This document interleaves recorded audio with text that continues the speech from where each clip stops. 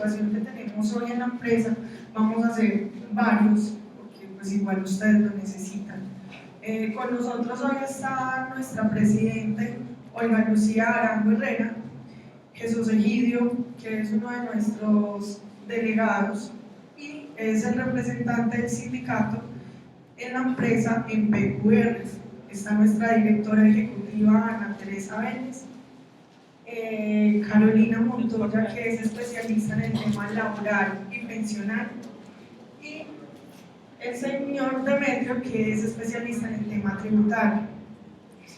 Los dejo con nuestra presidenta. Bueno, buenas tardes, muchas gracias por aceptar la invitación. El propósito de esta es poderlos acompañar, asesorarlos como en esas preguntas que ustedes tienen, que nos inquietan a todos, y pues que juntos podamos resolver. Les recordamos que las decisiones que se tomen son decisiones muy personales, pero que igual pues nosotros estamos dispuestos a asesorarlos en todo lo que esté en nuestro alcance. Los dejo con Jesús Egidio, les va a contar de la reunión que tuvimos hoy, les va a contar los detalles. Buenas tardes, ¿cómo están?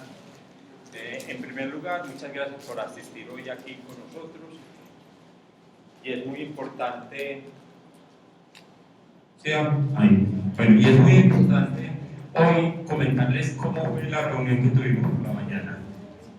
En primer lugar, nosotros veníamos insistiendo en que hiciéramos una reunión previa antes de que salieran estos planes, ¿cierto? Con el objetivo de habernos preparado mejor.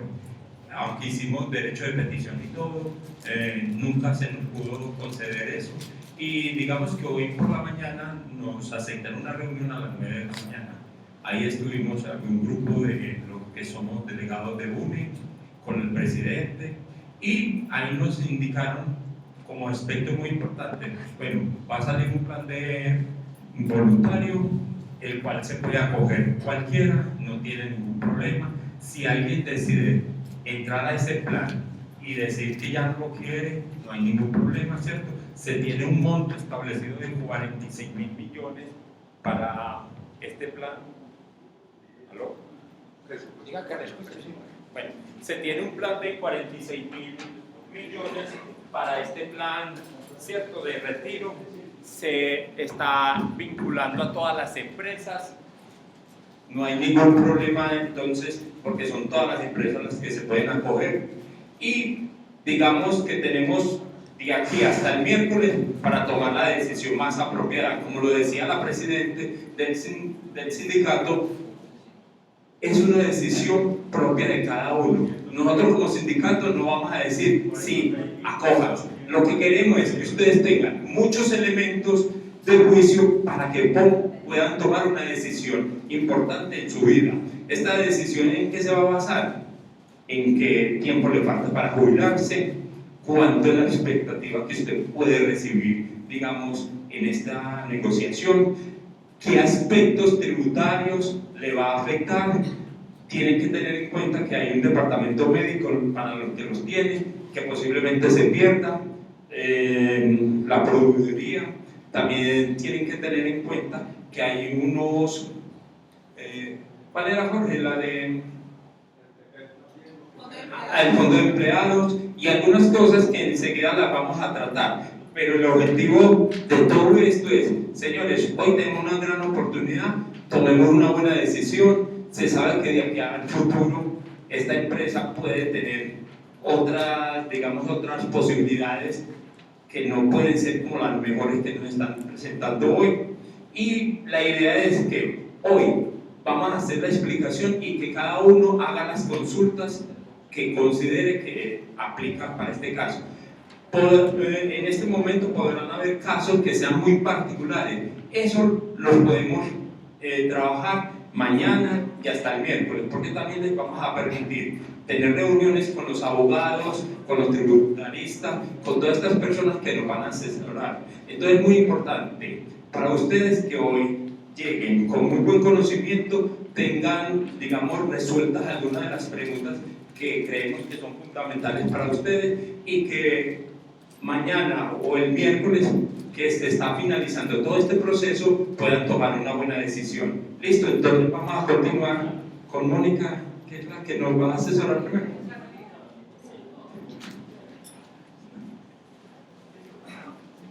Bueno, primero, buenas tardes. Mi nombre es Ana Teresa Vélez, soy la directora ejecutiva del CIPRO, o nueva directora ejecutiva del CIPRO. Me place pues saludarlos y que estén por aquí. Una pregunta, ¿les quedó claro? ¿Ustedes tienen toda la información? ¿El comunicado les llegó de la empresa con todos los criterios, las fechas? Bueno, que esa fue casi que la información que dieron esta mañana pues a los compañeros de CIPRO. Les voy a proponer una metodología como para el trabajo del día de hoy para que nos rinda. Tenemos hoy a dos compañeros, como les había dicho Cindy, a el compañero Demetrio en el tema tributario y a Carolina como abogada laboralista que nos puede entonces asesorar en estos temas. La propuesta es que sean ustedes quienes hagan las preguntas. ¿Sí? ¿Cuáles son las preguntas que ustedes tienen frente a este tema? Y vamos a dividirlas entre lo que es legal y lo que es tributario. Y una vez tengamos esas preguntas, entonces cada uno de ellos entrará con base a esas preguntas a dar unas respuestas. ¿Qué vamos a hacer hoy? Porque es un espacio cortito. Respuestas generales a las preguntas que ustedes tienen. La asesoría puntual de mi caso, de cuánto es, de cuánto me da, de qué pierdo, de qué gano, ya eso tendría que ser una asesoría puntual que Angie va a estar también anotándolos a ustedes para darles unas citas en ese sentido. Si también hay alguna persona que requiera también una asesoría psicológica, porque este es un proceso, pues una decisión de vida importante, también nos dicen y estamos buscando y gestionando la forma de hacer ese tipo de asesorías. Pero entonces, como les decimos, en el caso puntual y específico, con las condiciones concretas, sería una asesoría puntual con alguno de los dos, con Demetrio o con Carolina o los otros abogados. Aquí vamos a hablar de temas generales. ¿Listo? ¿Alguna pregunta? ¿Les parece bien? Si la presentación no se desvincula. Bueno, vamos a empezar con las preguntas. Estaba preguntando por la metodología. Entonces, sí, me va a ayudar pasándoles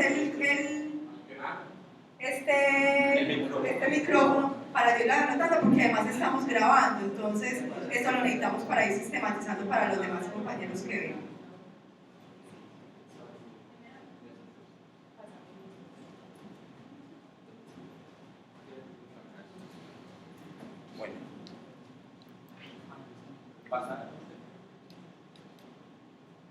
Listo. Listo. Bueno, la pregunta sería uno después, digamos, si se acoge al plan de retiro, digamos, a uno le falta X tiempo para jubilarse, ¿cómo es la metodología para uno seguir afiliado a un sistema de salud, de pensión? Uno tiene que seguir pagando mensualmente ese plan de pensiones y de salud, o he escuchado también que existe la posibilidad de que, digamos, que uno a pensiones aporte 2 meses al año, que al final del periodo de jubilación. Entonces, sería que me aclarara la nueva parte. Si van viendo que su pregunta queda ahí, entonces nos repetimos para que nos digan. Ya, listo. Entonces, vea, vamos a colocar aquí todas las preguntas, ¿cierto? Y después las vamos respondiendo para que sea mucho más eficiente. ¿Listo? En el tema tributario, decían en las preguntas y respuestas frecuentes que iba a ser cargado pues, con todos los impuestos que aplicaran. Sin embargo, explicando un poquito la historia, había un ejemplo reciente con la ETB, que es una empresa que tiene con la misma condición nuestra de público-privada, a la cual la DIAN le dio un concepto de que ese valor del retiro voluntario era libre de impuesto.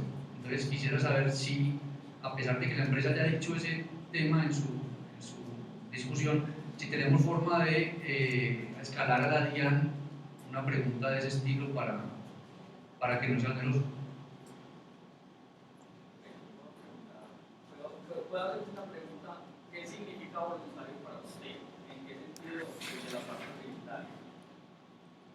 No, lo que decía era que el monto que estaban dando ahí a cada uno de los trabajadores era exento, o sea, no tenían que pagar nada. Porque se consideraba renta exenta Sí. tributaria para el trabajador que la recibe. Sí. Entonces,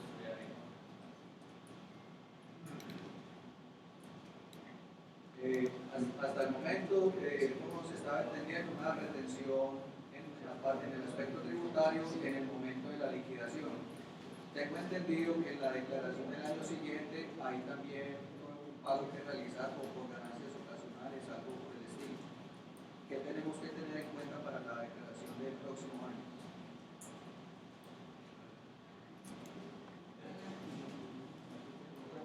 Quería complementar con la pregunta de Nicolás, si uno afiliándose a un régimen independiente puede declarar para el seguro la misma cantidad que tenía como ingreso, o ya por estar de empleado debe ser menos. Esta es la misma que ya había hecho, compañero. Pasa con la seguridad social. Pero ahí está Pero esa hablando es muy del amplia. monto. Está hablando del Monto, sí. el ingreso base de cotización. Eso, si es mayor o ¿Puedo seguir cotizando por el mismo valor, o por no estar empleado, no tener un comprobante de ingreso, tiene que ser por el mínimo, o qué pasa ahí en ese caso? O si le hacen presunción de ingresos. Y la otra pregunta es, si me liquidan hoy y recibo la plata este año, para la declaración de renta me suma, pues obviamente más el salario que he tenido todo este año. Quiere decir que tendría que pagar muchos más impuestos que si la recibiera el año entrante. Entonces ahí hay un complemento a la pregunta. Si en esta negociación habrá manera de negociar que si uno se retira, esa plata se la entreguen el año entrante. Bueno, de eso lo preguntamos hoy también cuando estuvimos en Pero la nunca le reunión. respondemos. Pero no, es que No se aguanta, no se aguanta.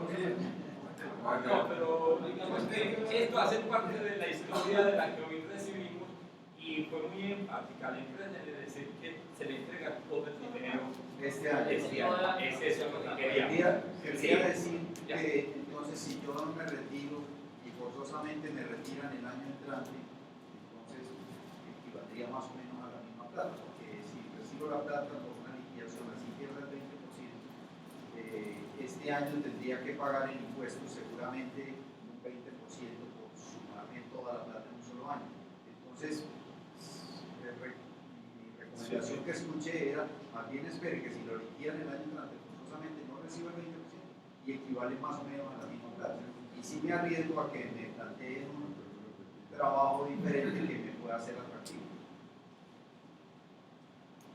Bueno, mi pregunta también es del tributaria y es, me han dicho que uno puede determinar que parte de la indemnización, algo así como 100 millones de pesos, puede ser asignada, puede ser consignada en una cuenta contingente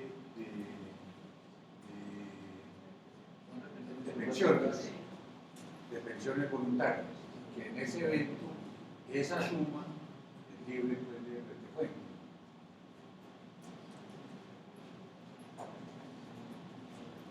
Sí, mi pregunta va relacionada con la que dijo el compañero, pero en el sentido de que en las condiciones que pusieron en la comunicación, dice que la indemnización o los dineros que uno reciba serán consignados en la cuenta de nómina. ¿Sería legal o uno tendría derecho a solicitar que parte o la totalidad de la pensión, de la indemnización que reciba uno, sea consignada en una cuenta de pensión voluntaria o bien en una AFC? O sea, uno podría solicitar eso.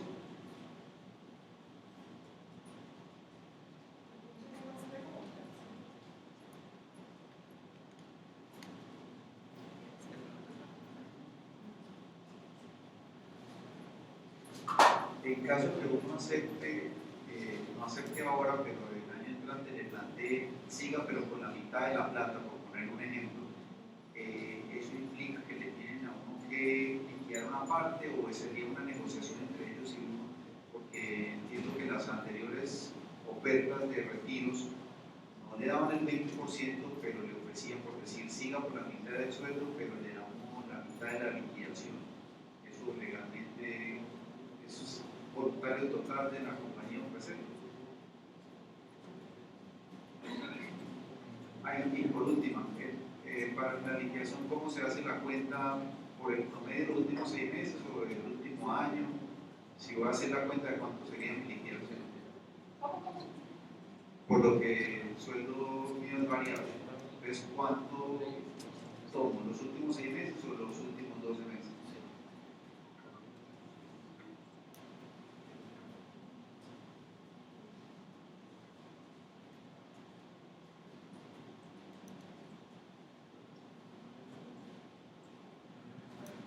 No sé si está incluida en la primera pregunta tributaria, pero es ¿cuál es el porcentaje de deducción que se le aplicaría por ley a esta liquidación?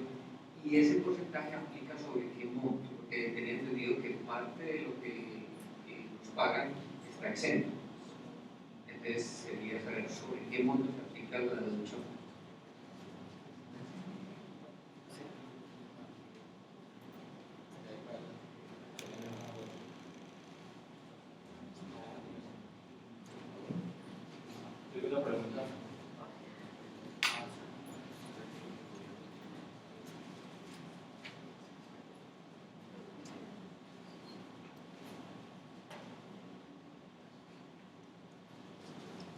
Bueno, tiene que ver con la pregunta que hacía el compañero con respecto al salario promedio.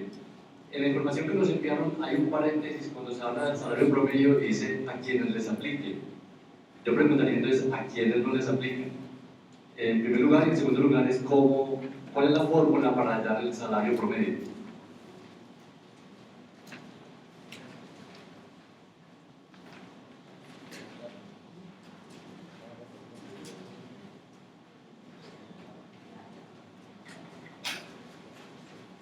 Considerando entonces que hay una retención en este año, un empleado puede hacer entonces una renuncia motivada para pasarlo al año siguiente.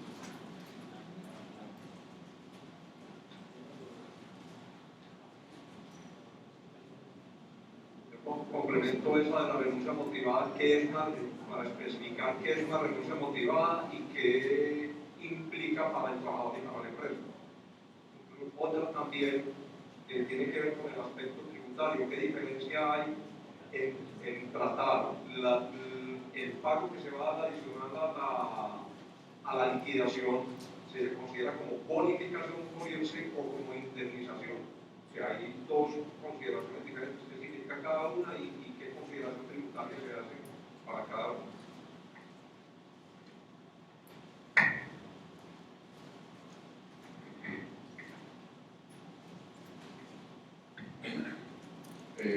Otra tributaria que creo que con todas estas es una vez recibo o cuáles son las opciones para recibir el dinero y cuál es la mejor forma, la mejor opción pues para la persona que lo recibe tributariamente.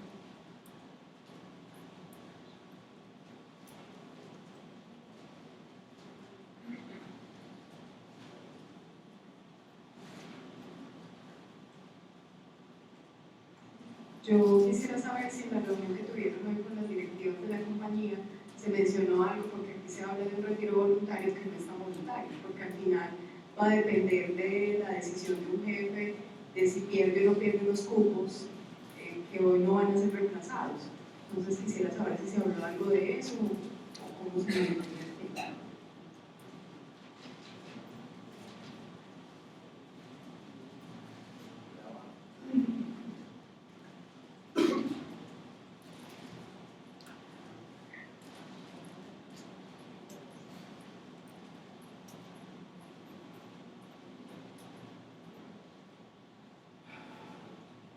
Bueno, listo. Entonces ya tenemos aquí unas preguntas que nos pueden dar un panorama general de las dos situaciones.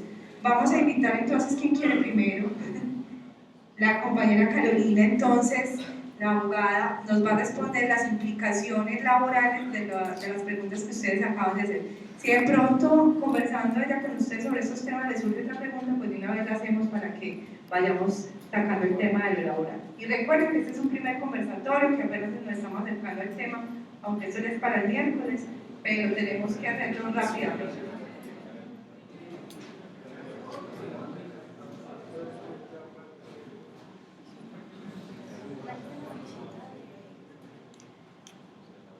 Compañeros, buenas tardes. Bueno, muy agradecida de estar aquí con ustedes y poderlos acompañar con aspectos generales jurídicos para efectos de la toma de esa decisión tan trascendental, que se colmen de sabiduría para que tomen la mejor decisión, ¿de acuerdo? Entonces comenzaremos a responder las preguntas que ustedes formularon en los aspectos legales y los invito para que realicen las precisiones en cada una de las respuestas que consideren inquietudes en las respuestas puntuales. Comencemos entonces.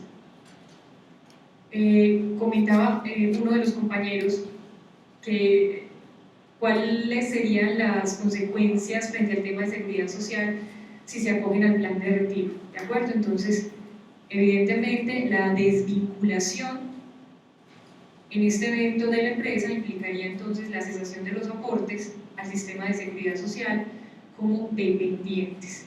Importante tener aquí claro una situación, y es el tema de protección laboral en cuanto al sistema de seguridad social en salud.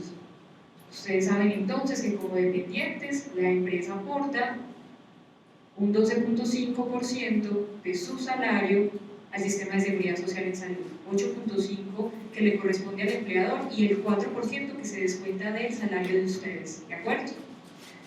Entonces, el periodo de protección laboral que se establece en materia de salud es el siguiente. Para quienes llevan cotizando continuamente más de 5 años, el periodo de protección laboral es de 3 meses. Durante esos 3 meses posteriores a la desvinculación laboral, ustedes tendrán atención en servicios de urgencias y continuidad en tratamientos y medicamentos, ¿de acuerdo? Para los que lleven menos de 5 años haciendo el aporte a seguridad social, el periodo de protección laboral es de 1 mes, ¿de acuerdo? Decreto 806 del 98. Entonces, ojo con esto. 806 del 98. Periodos de protección laboral. 1 mes para quienes lleven aportando menos de 5 años y 3 meses para quienes lleven aportando a seguridad social en salud más de 5 años. Compañero. La protección laboral quiere decir que en los términos normales plenos. ¿Me explica, compañero, por favor? Los términos en que tiene los derechos un empleado.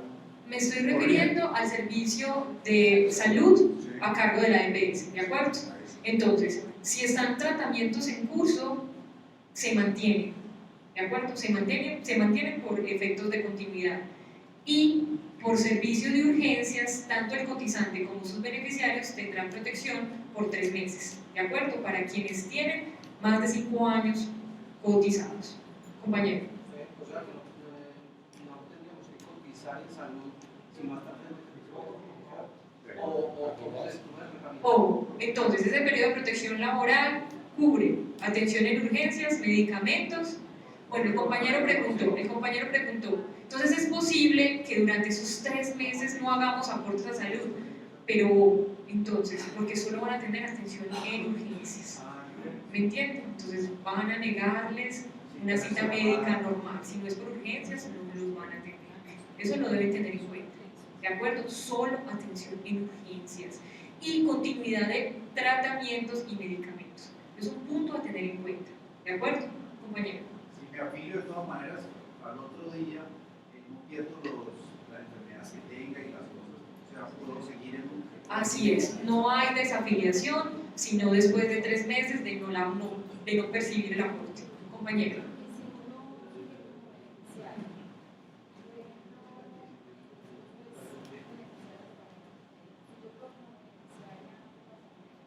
Ya no está trabajando.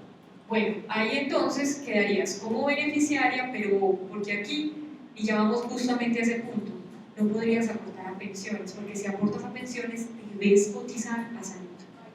No hay opción, no hay opción.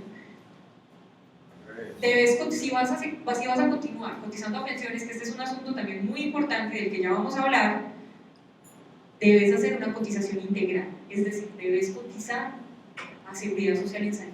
No puedes quedar como beneficiaria de salud y cotizar como independiente a pensiones, no lo puedes hacer.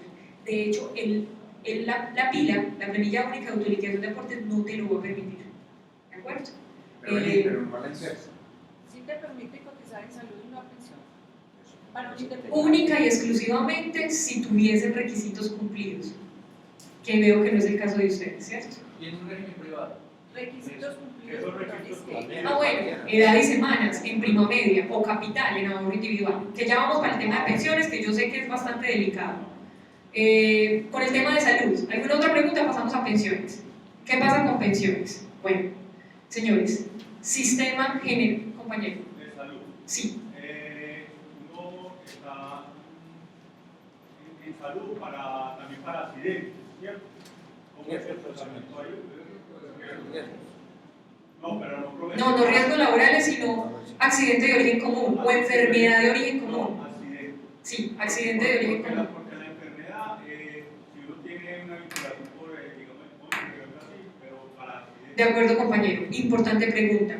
Ese periodo de protección laboral del que les hablé, en el que les dije atención en urgencias y continuidad de tratamientos y medicamentos, no cubren prestaciones económicas. Entonces, si llegase a ocurrir un accidente o un diagnóstico que les genere incapacidad, luego de un mes después de la desvinculación, no tendrán lugar a prestaciones económicas. ¿De acuerdo? Entonces no habría lugar a incapacidad por enfermedad general o por accidente de origen común. Ese periodo de protección laboral no cubre prestaciones económicas. ¿De acuerdo, compañero? Compañero. Específicamente los que estamos en el departamento médico, el tema de odontología.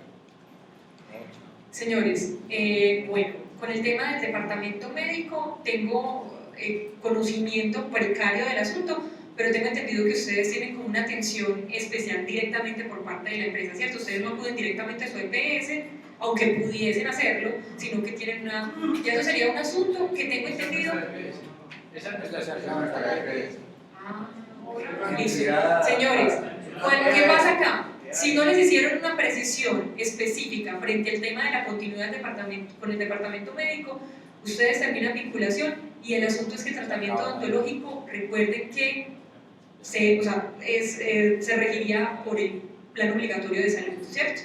Y ahí entonces serían las condiciones que ustedes tengan, pero si cesa la atención del departamento médico, tampoco tendrían entonces prestaciones en ese sentido, prestaciones asistenciales.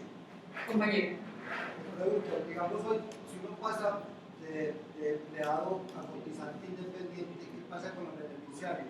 ¿Quedan como beneficiarios? Sí, se mantiene el grupo familiar, quedan como beneficiarios, así es. No hay que cotizar aparte, salvo que sean beneficiarios que ya no entren dentro de la calidad de beneficiarios, por ejemplo, hijos mayores, ¿de acuerdo? Entonces, bueno, compañero. Una claridad, eso sí, el departamento médico y también la parte odontológica entra a nivel convencional y se tiene convención y yo ya me desvinculo, no tengo derecho a una convención, por ende no hay derecho al departamento médico. Gracias, compañero, muchas gracias por la precisión, compañero. Cuando hablas de continuidad en los tratamientos, ¿eso es por 3 meses o hasta acabar el tratamiento? Bueno, a ver, señores, legalmente se establece la protección laboral por 3 meses, pero vía tutela, la misma jurisprudencia de la Corte Constitucional ha establecido, se mantiene el tratamiento hasta que se finalice. Pero, señores, ya sería un asunto de garantía con acción de tutela. Entonces, ustedes ya saben como lo difícil que podría entonces llegar a establecer, porque tendría entonces que establecerse una acción constitucional y que un juez de la República sea el que diga, veamos, continuando con la jurisprudencia de la Corte Constitucional, se mantiene entonces la protección hasta la finalización. Entonces, ojo con eso. En términos legales, no, la protección iría hasta los 3 meses, ¿de acuerdo? Bueno, pasemos con el tema de pensiones. Sí, compañero. Una pregunta, las características del servicio de la EPS que uno tiene en este momento, en el momento que cese, digamos, la parte laboral, el monto que uno debe seguir pagando, ¿de qué depende?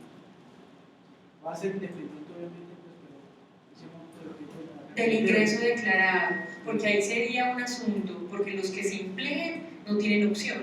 El ingreso base de cotización corresponderá al salario devengado. Los que queden como independientes dependerán entonces de la declaración de ingresos que realicen y justamente el sistema de seguridad social en salud, que debe reaplicarse para el aporte en pensiones. Y si hay un periodo cesante, en ese periodo, ¿cuál es como el valor mínimo para continuar con los es el salario mínimo, pero eso tiene impacto en pensiones y no se lo recomiendo hasta que hablemos del tema, ¿de acuerdo?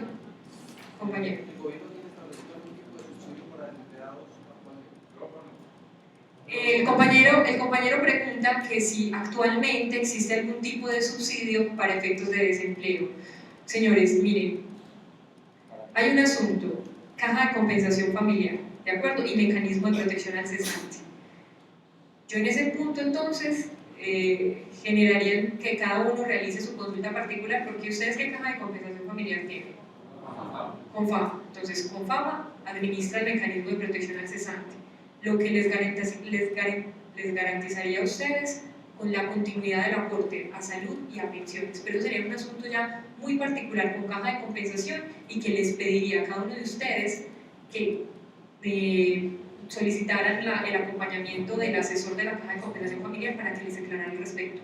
Ustedes sí tienen un beneficio y el beneficio es frente al tema del desempleo y la continuidad de cotización de salud y pensión, ¿de acuerdo? Sí lo tienen. Entonces, verifiquen bien ese beneficio. Y gracias, compañero, por la pregunta, porque claro, no podrían desconocer eso. Quienes conserven la calidad de desempleado en el evento de aceptar el plan de retiro pueden acceder a ese beneficio. Y muchas veces, compañero, es un año.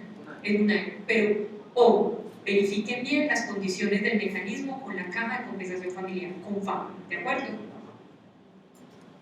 Además, porque recuerden que el mecanismo de protección al cesante empezó su vigencia en el 2013 y implica el tema de la administración de cesantías, con el fondo de cesantías, ¿de acuerdo? Además, el subsidio al desempleo, que ya en las condiciones sí les pido que las verifiquen directamente con su caja de compensación familiar. Compañeros, ¿pasamos a pensiones? Pasemos a pensiones entonces. Qué pena. Sí. Con la última. Si yo me afilio particularmente y estoy desempleado, ¿yo sí puedo cotizar por un salario como lo venía teniendo? Sí, claro que sí. En la declaración de ingresos. Así no tenga ingresos. Declaras el ingreso por ese monto. Declaras el ingreso por ese monto. Es decir, puede declararlo por más incluso. Sí, claro. Sí. Y no lo tiene que sustentar. Usted declara lo pone. No, porque finalmente es el ingreso por una actividad económica independiente, a la que no entra en detalle en este evento la EPS, el Sistema de Seguridad Social. Una pregunta, si la cónyuge trabaja y yo quedo desempleado, ¿ahí podría hacerse algo en el tema de salud? Muy bien, pasarías como beneficiario, pero ojo, lo que le decía la compañera, ojo con la cotización a pensión, porque no la podrías hacer. Si vas a cotizar a pensión, tienes que cotizar a salud. ¿De acuerdo? O sea, sí. Mientras estés desempleado, pasas como beneficiario de salud, pero no cotizas a pensión. ¿De acuerdo? Compañero. Ya tiene tiempo cumplido de semanas, no necesita cotizar a pensión. Vamos a hablar entonces del tema. Sí, señor, pero vamos a hablar porque no es... Porque eso tiene sus particularidades, compañeros, ¿cierto? Y es el tema del riesgo de muerte y del riesgo de invalidez. De acuerdo. Lo que acabas de decir de que puede uno quedar como beneficiario en salud, ¿cierto? Y no cotizar a pensión. Pero si uno es declarante, por ejemplo, por patrimonio, en ese caso uno le hace un cruce o le dice, mire, usted tiene capacidad económica, no puede figurar como beneficiario, tiene que cotizar. Si cotiza en salud, tiene que cotizar a pensión y se le baja a uno la... De acuerdo, UGPP, pero eso se lo dejaría entonces al compañero para precisarlo, porque hay una condición particular y es el cesante, la condición de cesante, que yo consideraría que sería una justificación ante la unidad de gestión de pensiones y parafiscales, y es su condición de cesante, ¿de acuerdo? Pero no quiero entonces entrar con el tema tributario. Compañero.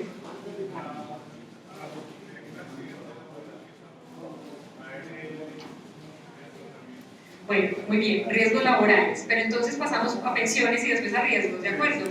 Y buen provecho. Pasemos al tema de pensiones. Entonces, señores, a ver, les voy a ver la capacidad que tienen de multitarea. comer y prestarme atención. A ver, voy a pasar este tema de pensiones, que es el más álgido, así rapidito, aprovechando que están comiendo. No, mentiras, muchachos.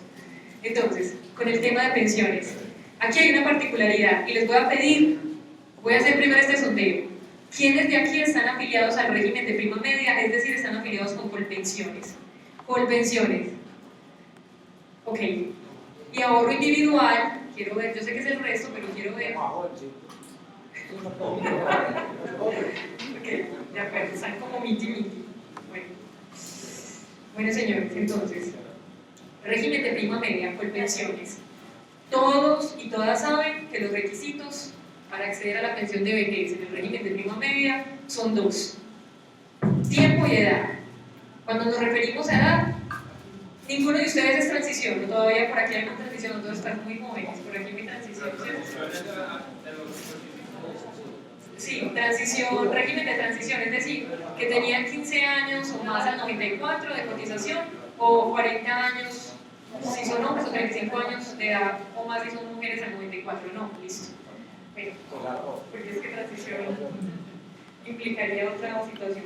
Entonces no son transición, listo. Entonces, requisitos generales: 57 años mujeres, 62 años hombres, y semanas, 1.300 semanas, que son aproximadamente 25 años de aportes, 25 años de cotización al sistema general, independiente de los que cotizaron al régimen de ahorro individual y se regresaron al régimen de prima media, ¿de acuerdo?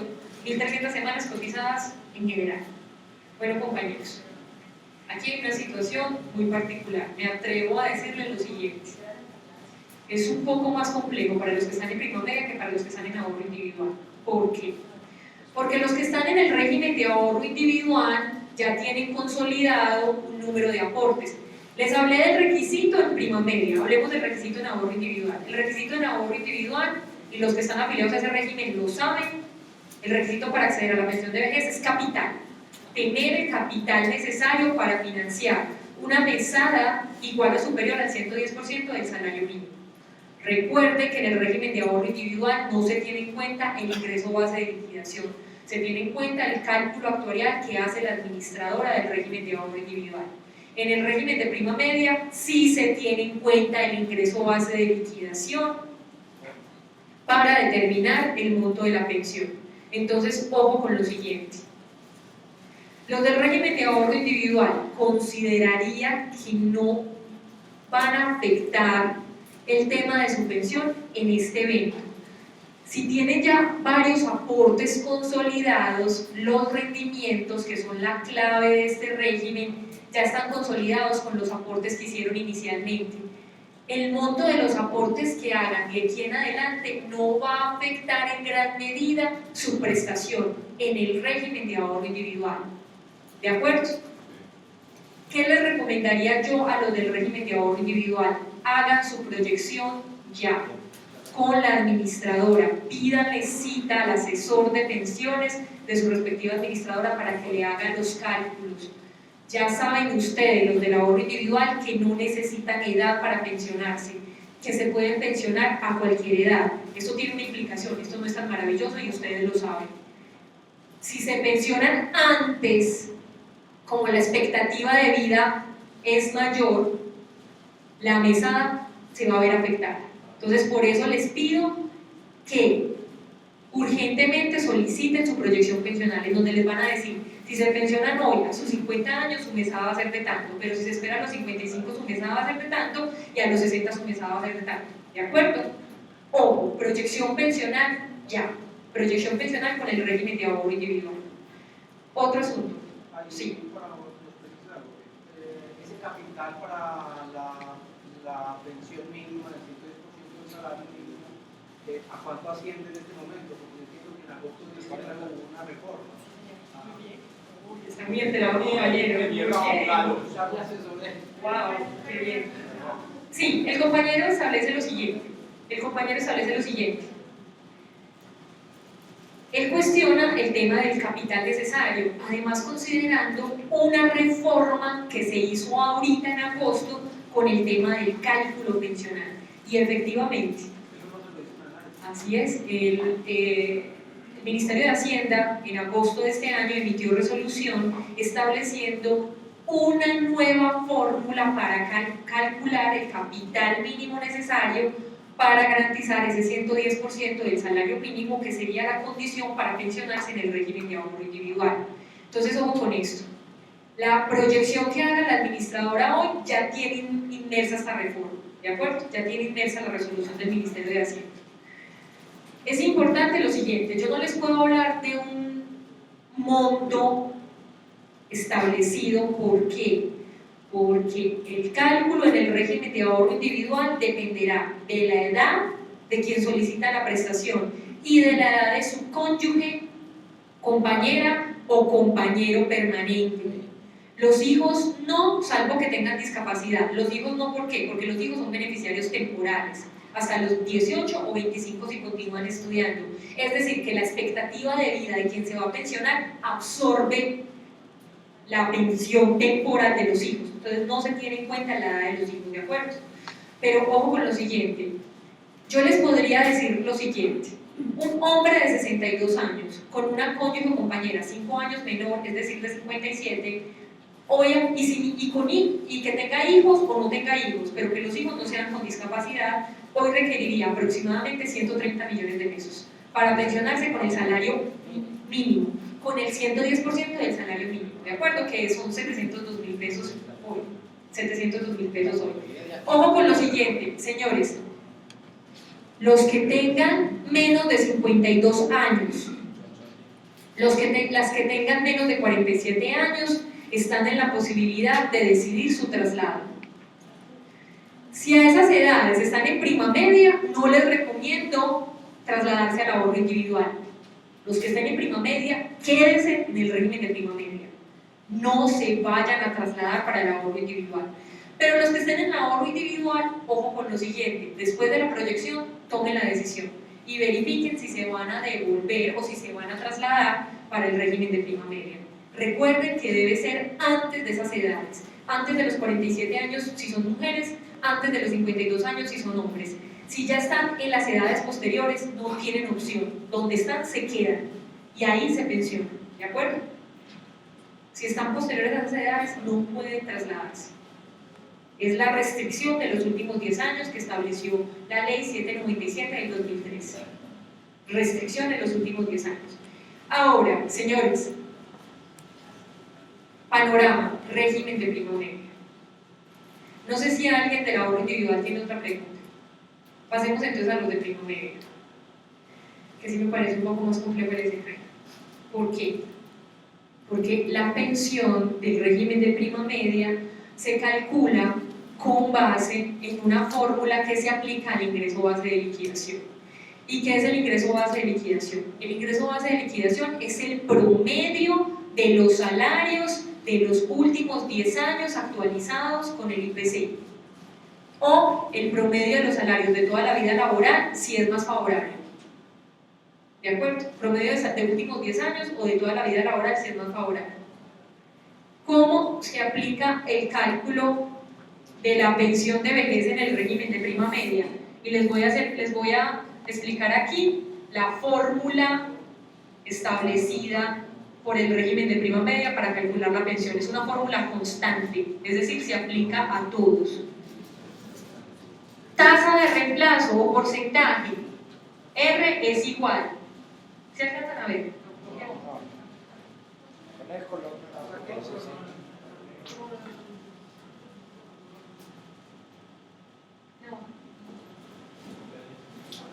Se las digo y ustedes la notan.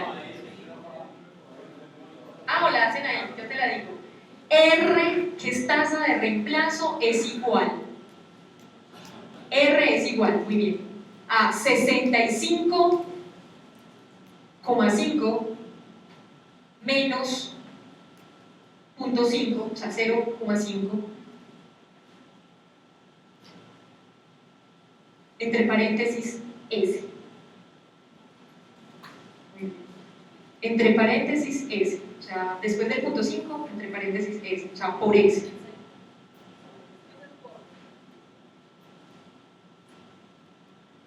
¿Y qué es S? Entonces Entonces ya saben, R es tasa de reemplazo, es decir, porcentaje que se aplica al ingreso base de liquidación. ¿Y qué es S? S que multiplica... así es. S es el número de salarios mínimos del ingreso base de liquidación.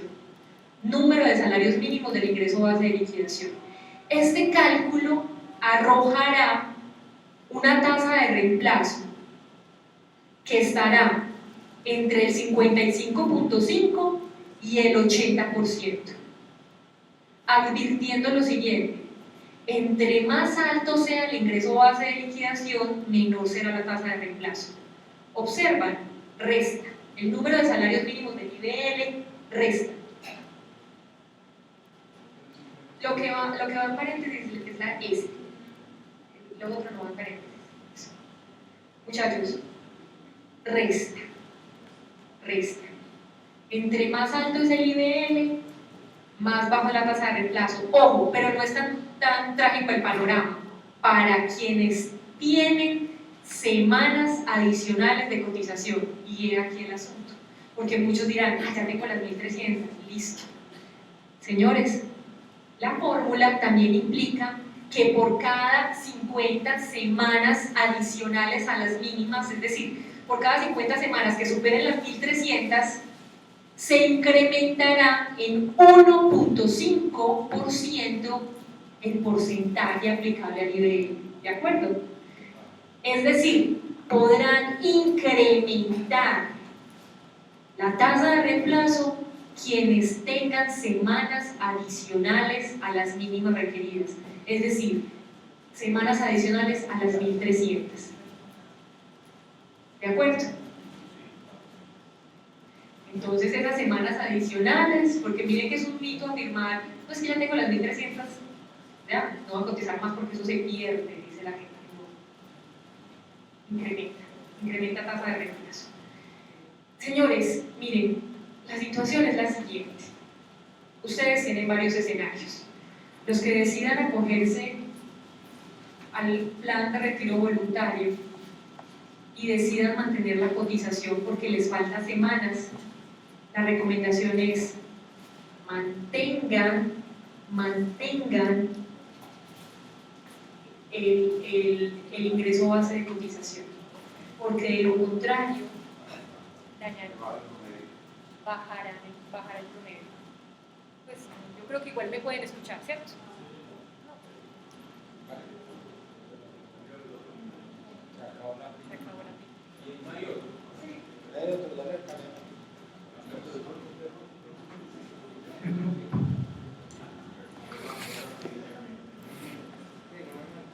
Entonces, la intención es mantener el ingreso base de cotización para que no bajen su promedio. De todas formas es importante aquí advertir lo siguiente: a los que les falta poco o los que ya tienen la semana, si deciden no cotizar, no hay problema. ¿Por qué? Porque cuando se va a calcular el ingreso base de liquidación, se toma de la última semana cotizada hacia atrás, ¿de acuerdo? Algunos creen que ese espacio de cesante les va a afectar el promedio. No, Colpensiones toman las semanas continuas de cotización, es decir, dejan un año de cotizar y vuelven a cotizar, no hay problema, toman las 520 semanas de los 10 años continuamente, ¿de acuerdo? O sea, si hay huecos o espacios que quedan cesantes, no les va a afectar el ingreso base de liquidación. No sientan, son 2 años, son 10 años continuos, porque toman las semanas efectivamente cotizadas. Entonces no se vayan a estresar por eso, no les va a afectar. Pero ¿qué pasa? Si empiezan a cotizar por un salario mínimo, cuando vayan a hacer el cálculo de los 10 años, se les va a bajar el promedio, inclusive el de toda la vida laboral. Entonces es algo que deben meditar muy bien cuando vayan a iniciar. Ahora, el compañero nos comentaba frente al tema de si tengo las semanas mínimas, podría optar por dejar de cotizar. Es una opción, esperando la edad, pero ya saben ustedes el privilegio que tiene tener semanas adicionales. Eso sí, Si van a optar por las semanas adicionales, cotizar con el mismo ingreso base de cotización que tenían. ¿De acuerdo? Otra situación y otro panorama es los que se empleen, porque algunos se pueden emplear pero con un salario inferior. Y ahí sí no hay opción porque cotizan como dependientes. ¿Cuál sería la opción? Y que yo entonces, esto que les voy a decir, lo sometería a la revisión de mi compañero. La opción sería hacer una cotización adicional con independientes. ¿Sí me comprenden? Por ejemplo, si van a pasar, por ejemplo, están devengando hoy 5 millones de pesos y pasan a un empleo con 2 millones de pesos, el aporte a pensión es obligatorio porque están como dependientes, pero miren que están bajando en 3 millones de pesos el IBC. La opción sería que esos 3 millones de pesos se cotizaran como independiente. Pensión voluntaria. No. Pensión voluntaria no, como si estuvieran bajo una prestación de servicios o con una actividad económica propia, para que no afecte. Sí se puede y se promedia el ingreso base de cotización. ¿Cuál es el asunto, señores? Que como independientes es muy diferente el asunto, porque como independientes es muy costoso, porque sería a pensiones el 16% del ingreso base de cotización, 16%. Y con una situación adicional, que si cotizan a pensiones, tendrán que cotizar a salud y por el mismo ingreso base de cotización. El ingreso base de cotización de salud y pensiones tendrá que ser el mismo. ¿De acuerdo? De salud es 12.5% y de pensiones es el 16%. Sí, muchachos, miren que ahí estamos hablando del 28,5% de su ingreso base de cotización. Estamos hablando de un esfuerzo enorme. Más el punto de solidaridad, ¿sí, compañero? Más las cuotas. No, ARL si son independientes, o sea, si son dependientes, la ARL estaría cubierta por el empleador. Pero si son independientes no tendrían que cotizar ARL, salvo que sean contratistas, ahí sí. Si son contratistas, sí. Si son por actividad económica propia, serían voluntarios y no tendrían que afiliarse a ARL.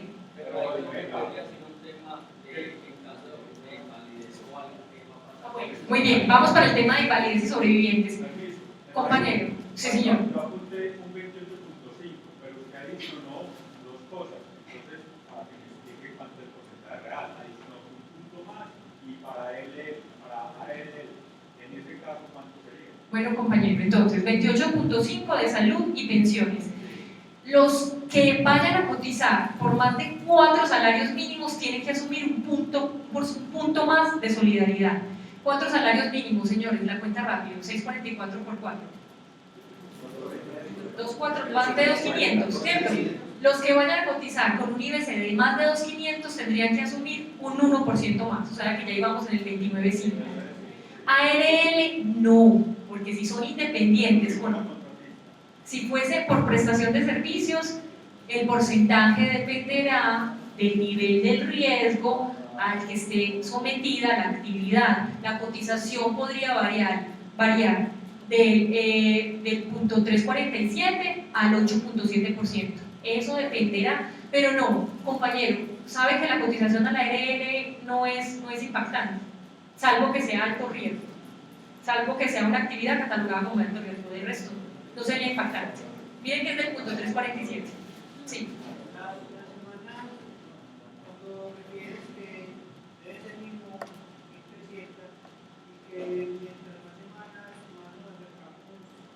A ese 80. La pregunta es, ¿por cuánto tiempo? Porque yo acumulo 2 semanas, o simplemente llega un tope a partir del cual ya usted siga trabajando, ya no le da. Ahí tiene la fórmula, porque todo eso dependerá del ingreso base de liquidación, compañero. Porque para alcanzar ese 80 se requieren más de 1.800, cuando son ingresos base de liquidación altos.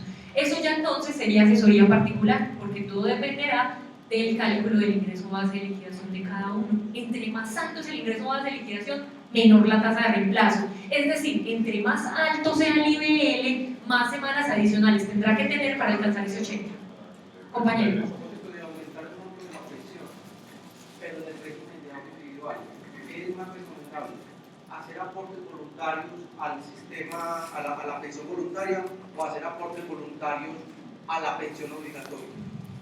¿Qué podría hacer ahí? Lo que pasa es que esos aportes voluntarios a pensión obligatoria cobran importancia cuando se hacen oportunamente, es decir, al inicio de las cotizaciones, porque realmente el sentido de ese aporte voluntario también es generar mayor rendimiento. Entonces, como los aportes no van a estar por tanto tiempo, no van a generar mayor rendimiento. Entonces, lo que yo recomendaría sería el tema de las pensiones voluntarias. Eso sí, con la asesoría adecuada, porque esas pensiones voluntarias, aparte que tienen beneficio tributario, adicionalmente, pues no me quiero meter por ese tema, ya el compañero, adicionalmente les permitiría tener una mesada complementaria, y aparte, pues como el tema de la diversidad de portafolios en los que se puede invertir esos recursos, ¿de acuerdo? Entonces, si ya se están acercando a las edades, no, o sea, no, los aportes voluntarios a pensión obligatoria no, señores, hay 1000 cosas en que invertir, no las metan a la pensión obligatoria, eso vale la pena es cuando uno está empezando, cuando tiene 20, 25 años, de resto no. Si uno tiene Ay, pero el compañero tiene el micrófono, qué pena, sí, qué pena. Gracias. Si uno desarrolla un negocio a su nombre, tiene que cotizar para pensión. Desde ahí ya nos iríamos a los términos de la legalidad o no, y del registro, de la evidencia. Sí, en términos legales tendrías que aportar en calidad en este evento, considerando que tienes ingresos, serías obligatorio tanto de salud como de pensiones. Sí, señor. O sea, el asunto está, ¿qué tan evidente es esa actividad? Porque si es evidente, te van a perseguir. Pero yo sería un asunto que yo se lo dejo al compañero con el tema tributario, ¿de acuerdo? Sí. Tengo una pregunta con el tema de la prima individual. Las implicaciones de jubilarse en este momento, pues obviamente no hay que tener en cuenta edad ni nada, solamente capital. Pero implicaciones. No, edad no. No como requisito, Sí, pero como sí requisito. la implicación, porque si entre más joven te pensiones, menos mesada. Listo, pero implicaciones adicionales fuera de esa, ¿cuáles hay? O sea, sé que si me jubilo a los 45 años tendré una mesada menor que Sí, el señor. más arriba, pero ¿qué otro tema hay ahí? Bueno, que te pensiones anticipadamente, te podrías emplear y el empleador no tendría que cotizar a pensiones, solo a salud y a riesgos. Eso sería. Sí, total. Porque se ahorra el 12 que cotiza pensión. Pero compañero, proyecciones, no se vaya a animar mucho, porque es que pensionarse a los 45 años. Tiene 45. O sea,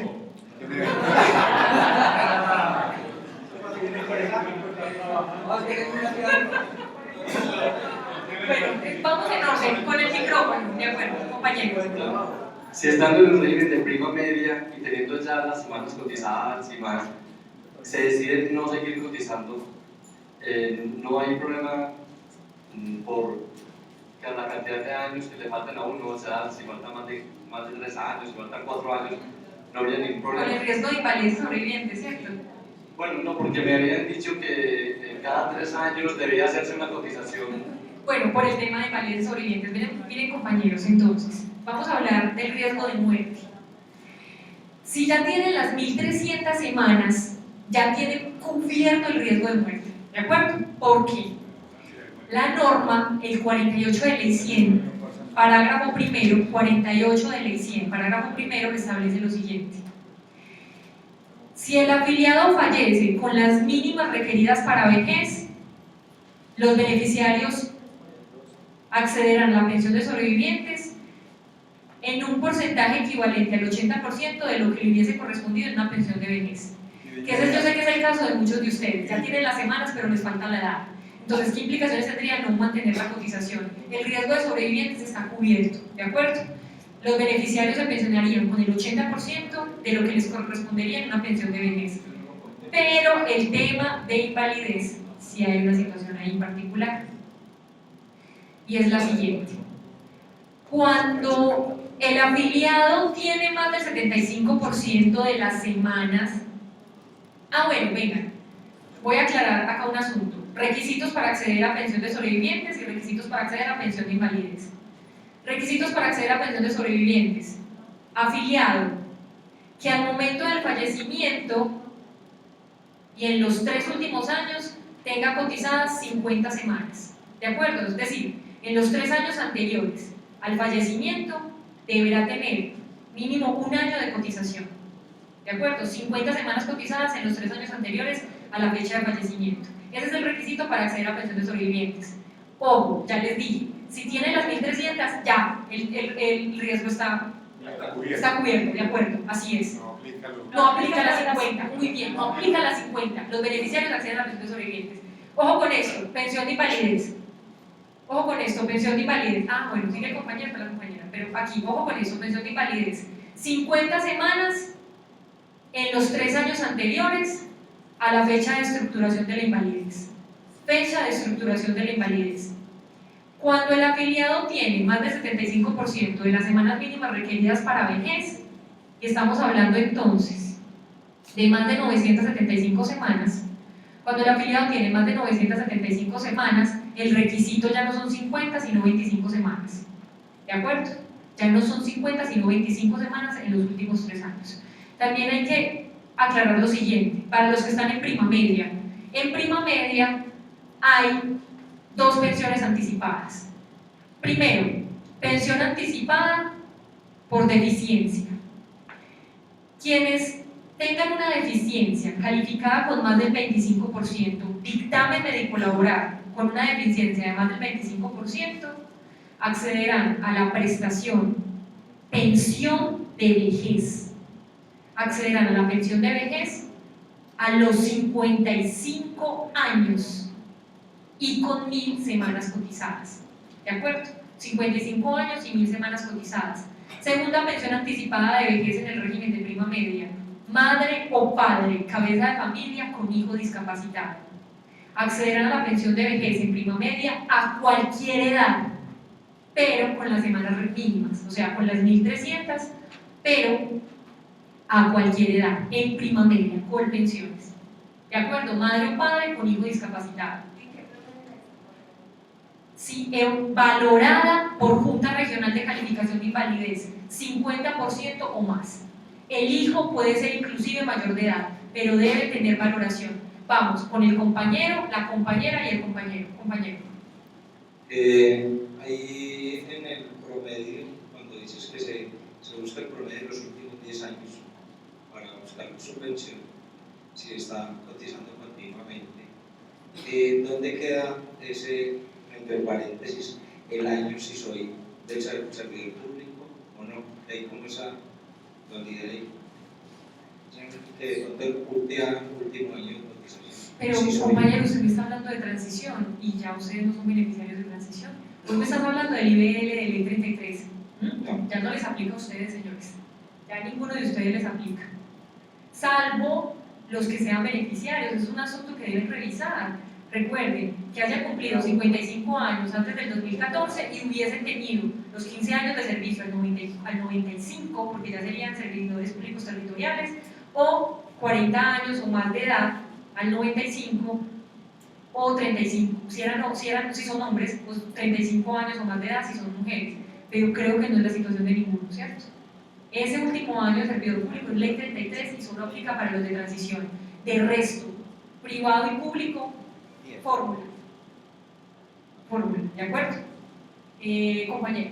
Sí, hola, en el tema individual, para los sobrevivientes, ellos reciben la pensión pero hasta que se acabe la plata. Bueno, gracias compañera por esa precisión. Señores, es un mito, no teman a eso.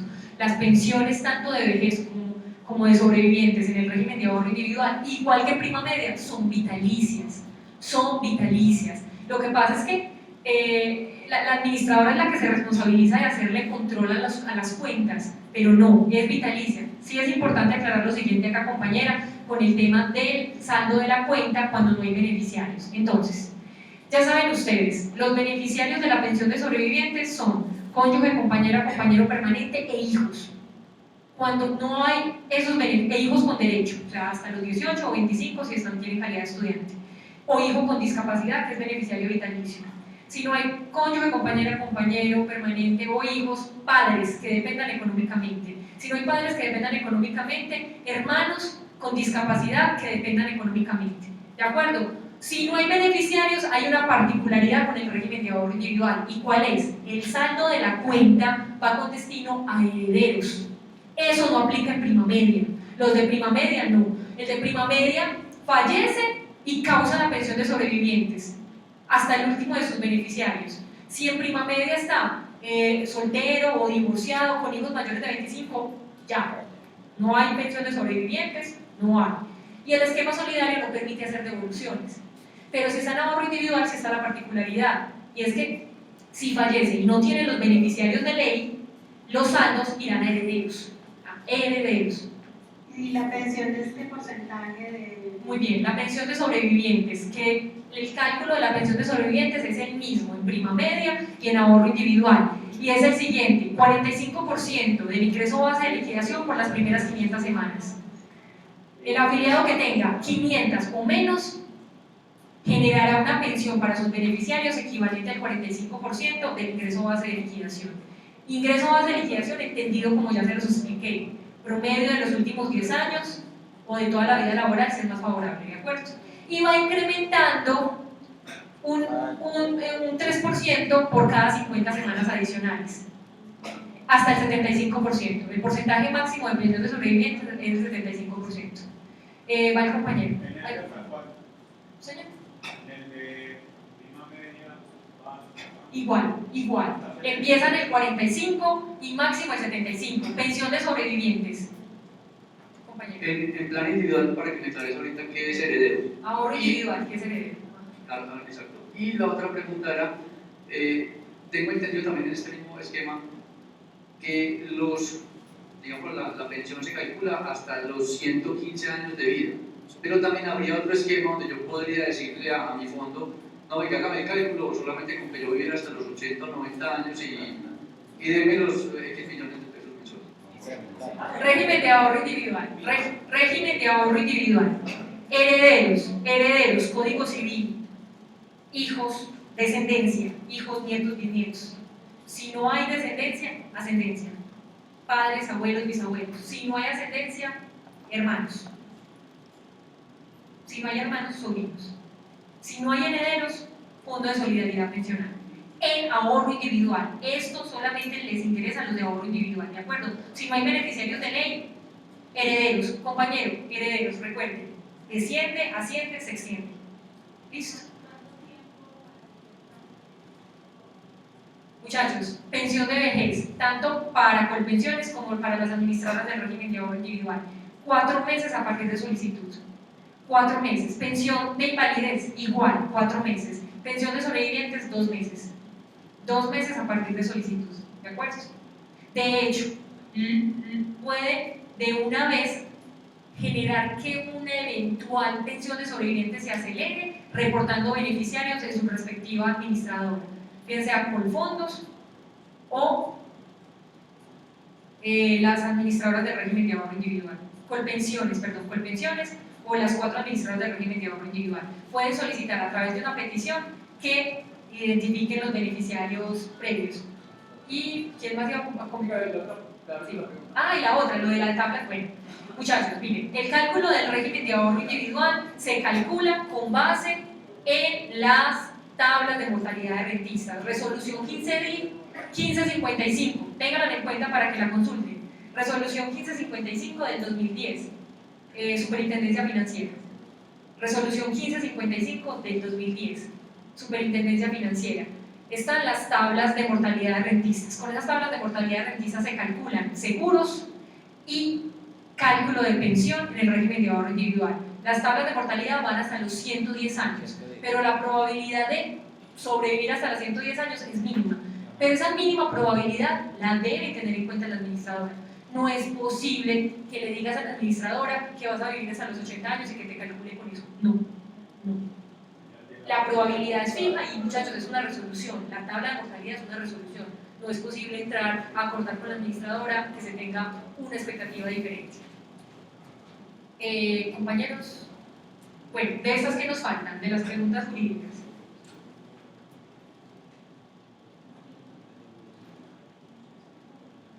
El monto, en el momento de liquidar la pensión, el régimen de ahorro individual, ese no disminuye, ese es el que es heredable y ese no disminuye, simplemente la pensión va a ser un rendimiento que eso no.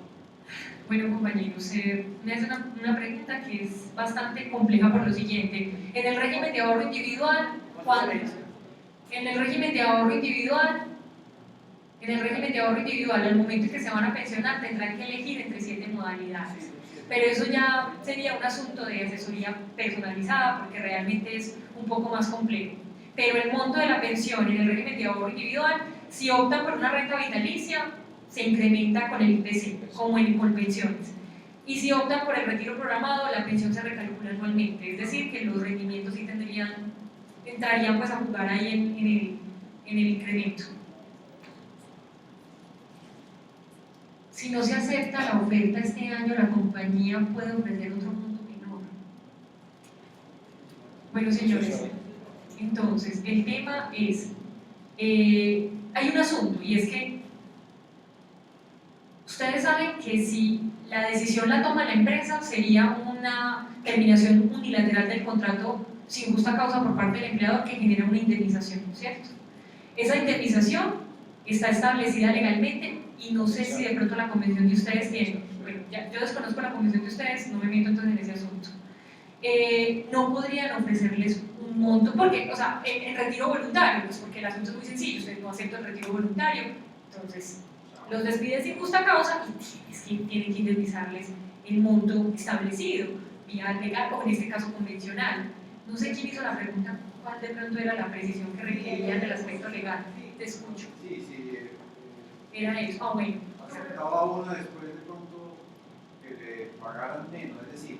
El monto indemnizatorio no podría ser el menor al establecido convencionalmente, ¿de acuerdo? Bueno, no, pero tal vez la pregunta era si dentro de 3 meses me dicen, vea, si quieres seguir, siga por la mitad. ¿Salarial? Sí. No, muchachos, no. Pero en ese caso me podrían terminar el contrato y me indemnizan por el 100. Ahí se ve así.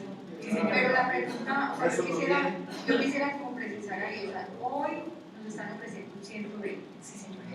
Resulta que como está potestad del jefe, entonces él te dice, no, yo te necesito, no te voy a dejar ir. La compañía le puede decir meses después que no, pues que ya hoy no me necesita o que ya hoy no soy tan buena como era hace 3 o 4 meses. O que la compañía está en una situación económica diferente y que ya no necesita mis servicios. Me pueden echar con el 100% cuando yo tuve la opción de que me echaran con el 120 no me lo aceptaron. Así es. Pero eso desde el punto de vista... Eso es claro, la pregunta iba más en que... si pero es que ellos no me dejaron aceptar o sea, ellos fueron los que me dieron la posibilidad de irme con el 120. Entonces me parece que ahí laboralmente hay un problema. Salvo, pero como en este evento eso no se entendería como salario, implicaría desmejora. En ese evento, como lo decía el compañero, me lo decía al inicio, y es variante. Y es variante, es derecho a variar condiciones por parte del empleado. Perfectamente lo puede hacer. Pero así como él tiene el derecho a variar, yo también tengo el derecho a irme sin que alguien dé un visto bueno. Claro, sí, irrevocable. Sí, pero hoy le estamos ofreciendo a tus empleados un beneficio para que se vayan. Sí. Pero a la vez también se lo estás negando porque finalmente hay unos que sí y otros que no. El punto es, si más adelante hay un despido por justa causa, se pudiese alegar algún tipo de igualdad. Claro, porque me desmejoraste. Muchachos, bueno, ya le doy. Carolina, es que hay que hacer una aclaración, es que la empresa se reserva el derecho a quienes les acepta ese retiro voluntario. Una de las condiciones es que sean menos de, que no tengan menos de 3 años para jubilarse. Otra es que estén en vacaciones, que estén incapacitados, o en licencia de maternidad. Pero además, si a discreción del jefe él considera que esa persona es importante para la organización en este momento, entonces no le aceptan el retiro voluntario. Ok, muchas gracias. Pero la pregunta iba más... Si me ofrecen menos salario, me tienen que liquidar. Es decir, me ofrecen negociar, o se retira, o se queda con, con la mitad del salario. O sea, si yo acepto la mitad del salario, me tienen que, pues, es decir, es un negocio comercial Mira, compañero, ahí es una situación bastante problemática por lo siguiente. Primero, unilateralmente no podrían desmejorar el salario. Podrían hacer lo que estás diciendo vos, y es, digamos, aceptás la terminación, lo liquidan, termina, y un nuevo contrato con otras condiciones. Sí, ¿qué ha dicho la Corte Suprema? Debe existir voluntad de ambas partes, porque de lo contrario, en ese evento entonces sí sería un desconocimiento total de los principios y garantías mínimas laborales. No te pueden desmejorar unilateralmente. Por eso, pero entonces si yo acepto seguir como me echan o sigo con la mitad. Pero es que ahí pareciera que la voluntad estuviese condicionada, y ahí no te pueden condicionar la voluntad. No, me ponen las dos cartas. Entonces ya el trabajador decide, y claro, en este evento podría suscribir un nuevo contrato con menor salario, pero, señores, tendría que ser un acuerdo de voluntades libre de vicios. Por eso, pero me tienen que liquidar. Habría lugar a la liquidación y la respectiva indemnización, porque es algo que vos renuncies, pero claro, sí. Además, si renunciaras, ahí sería una renuncia motivada, que es otra de los planteamientos que ustedes establecían, ¿de acuerdo? ¿Qué otra? Si hoy ofrecen un incentivo para el como el día de mañana te pueden sacar vía una reestructuración donde inicialmente no te aceptaron el plan de retiro. Compañera, pero es que ese incentivo tiene una temporalidad advertida por el empleador, y en ese evento, y no está vía convencional, es decir, que es un beneficio que se está estableciendo temporalmente en virtud de ese incentivo y esa motivación que el empleador tiene hoy para ese retiro. No tendría obligación de mantenerlo, compañero. Te inscribiste, dijiste me quiero ir, y el jefe te va a decir no, yo no te puedo decir. Sí, pero es que el trabajador tiene la opción de decir me voy. Ah, esa es la condición del empleador. Bueno, hagamos una cosa, porque no quiero tampoco generar una respuesta irresponsable. Hagamos una cosa, lo dejamos en el tintero y reviso jurisprudencia de la Corte Suprema. Pero mi respuesta inicial es, no, o sea, tiene la posibilidad de que si no se dan las circunstancias hoy, no te va a mantener ese beneficio para después. Saldrías posteriormente, en 3 meses, en un año, con el 100, o sea, como vos lo planteabas, con el 100 o con el 120. Pero, de acuerdo, pero vuelvo y le repito, dejémoslo en el tintero, de acuerdo, yo entiendo tu posición, vos estás diciendo, es que no es mi decisión, es una decisión organizacional, ¿y por qué me va a privar de ese beneficio del 20? Yo lo entiendo.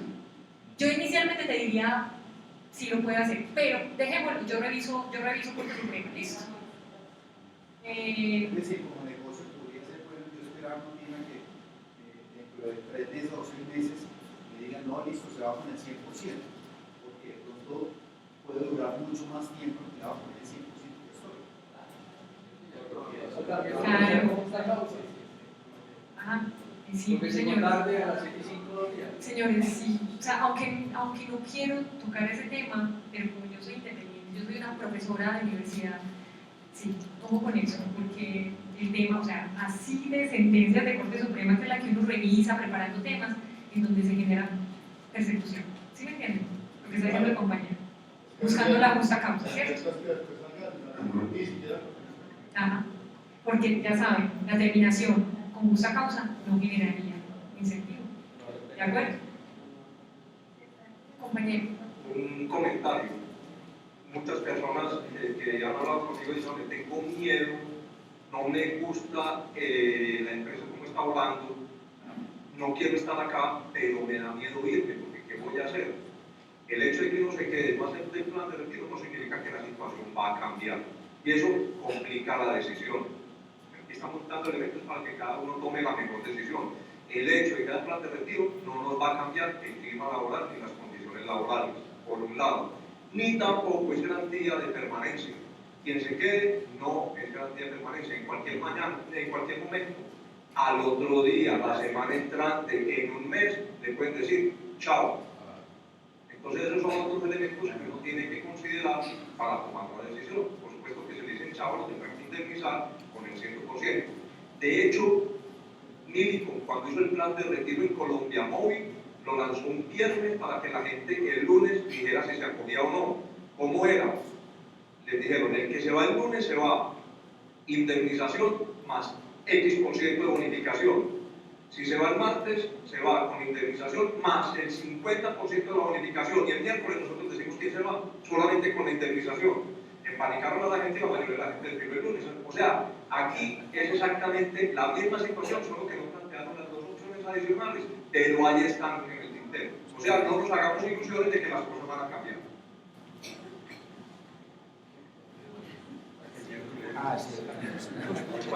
Señores, salario variable. ¿Cómo estamos de tiempo? Ya estamos en las 7. Compañero. Salario variable, señores. Salario variable, liquidación, último año. Promedio del último año, ¿de acuerdo? Promedio del último año.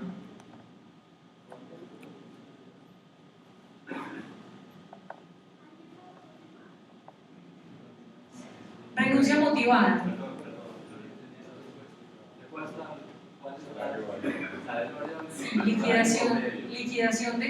Liquidación de prestaciones sociales. ¿Cierto que sí? Liquidación de prestaciones sociales. Liquidación de prestaciones sociales. ¿Estamos de acuerdo con eso? Cuando es el salario variable, se toma el promedio del último año. ¿De acuerdo? Ahora ahí se habla del salario promedio. El promedio de los salarios del último año. Para liquidar prestaciones sociales. Cesantías, intereses a las cesantías, prima de servicios. ¿De acuerdo?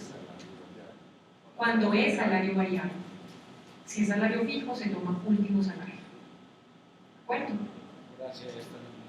Compañero. Nosotros en la convención, la mayoría de nosotros tenemos salario fijo. Los comerciales tienen salario variable. Pero en la convención hay la tabla de retiro, que es mayor a la tabla del Código Sustantivo de Trabajo, se liquida con salario promedio. Compañero. Así se aplica. Listo, muchachos, ya con asuntos de convención, vuelvo y les repito, gracias por la precisión. Pero no la prestación. ¿Cómo se come el salario promedio? Lo que dice el compañero entonces, según la convención, ¿cómo se establece ese salario promedio? Último año. Artículo 127, definición de salario. ¿De acuerdo? Artículo 127, definición de salario. Totalmente. Salario fijo ordinario, en extraordinario, recargos nocturnos. Si vía convencional están como definidas como salario. No me meto, muchachos, ahí porque no conozco su sí. Entonces revisen esa convención que veo que ahí la tienen y miren qué es salario, qué es constitutivo de salario y qué no. Y eso incluye.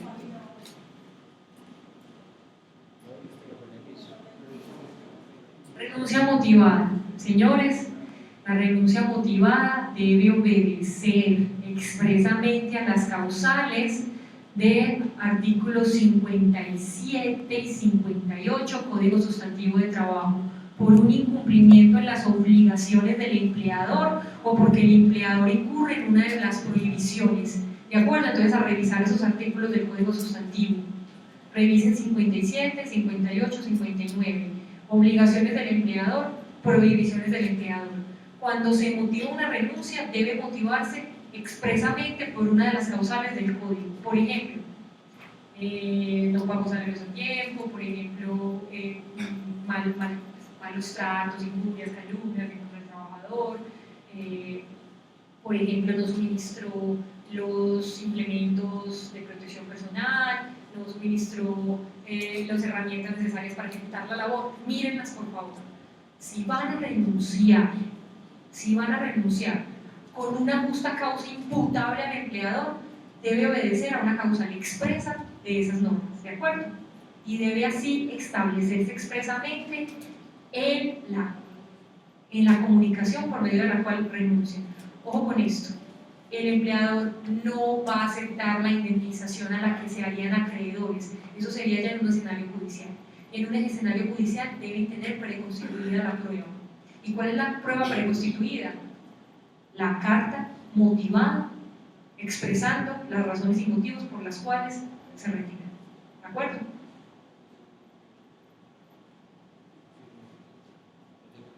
Yo creo que ya, ¿cierto? Señores, tributario. Señores, mucha sabiduría para la decisión, muchos éxitos con la decisión que tome y siempre está presto para atender todas las dudas e inquietudes específicas que tengan. Espero que esto en algo haya aclarado el panorama. Espero no haberlos confundido más. A ustedes. Recuerden, compañeros, que quienes deseen hacer asesorías específicas sobre casos ya que esta asesoría no les haya resuelto, que necesiten algo sobre los casos particulares, nos dice la plataforma de Simplo, pueden llenar ahí su solicitud para hacer la asesoría. Los abogados se contactan con ustedes y les dan una cita para esta misma semana. Y lo otro, si necesitan asesoría psicológica o tributaria, metro, con los otros compañeros que tenemos para ello, nos dicen que Alejandra tiene informativo para asignarles el servicio de comunicación. Entonces ya vamos con ustedes para la parte tributaria. Buenas noches. Mi nombre es Demetrio Álvarez. Actualmente estoy como resolver campesino y el objetivo se puede resolver en forma general y no específica, porque la norma tributaria es más específica porque se acomoda a cada una de las personas como tal. En el buen sentido de la palabra es porque yo cómo me puedo beneficiar y si sí tengo los derechos a ello. Entonces, desde ese punto de vista, en caso de nosotros, que hoy yo no les puedo dar la respuesta, me comprometo a que cada uno de ustedes que tengan o que queden con una inquietud, yo se las puedo resolver. No sea yo mismo, pues ya a través del grupo de nosotros, o ya pues sea el que yo les dé la respuesta coherente frente a ese tema. Vamos a mirar la primera pregunta.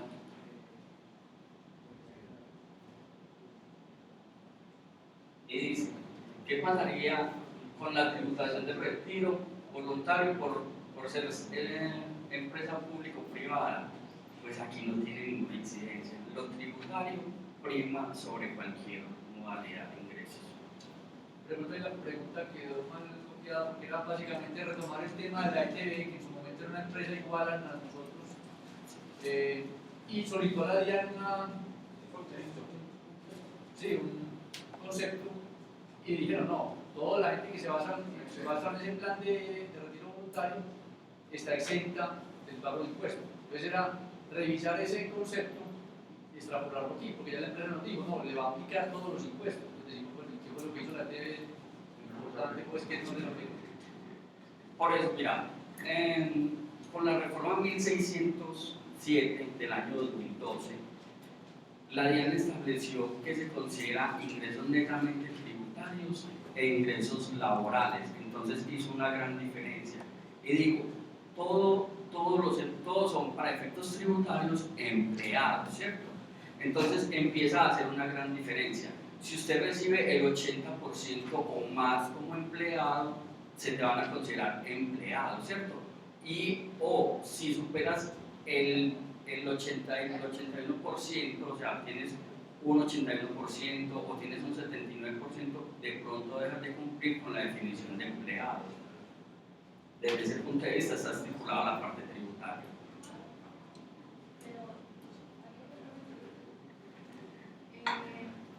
Sí, pues, o sea, ¿hasta qué punto es cierto que la ley 488 especifica que las indemnizaciones por retiro voluntario están exentas de retención en la fuente para entidades públicas, municipales,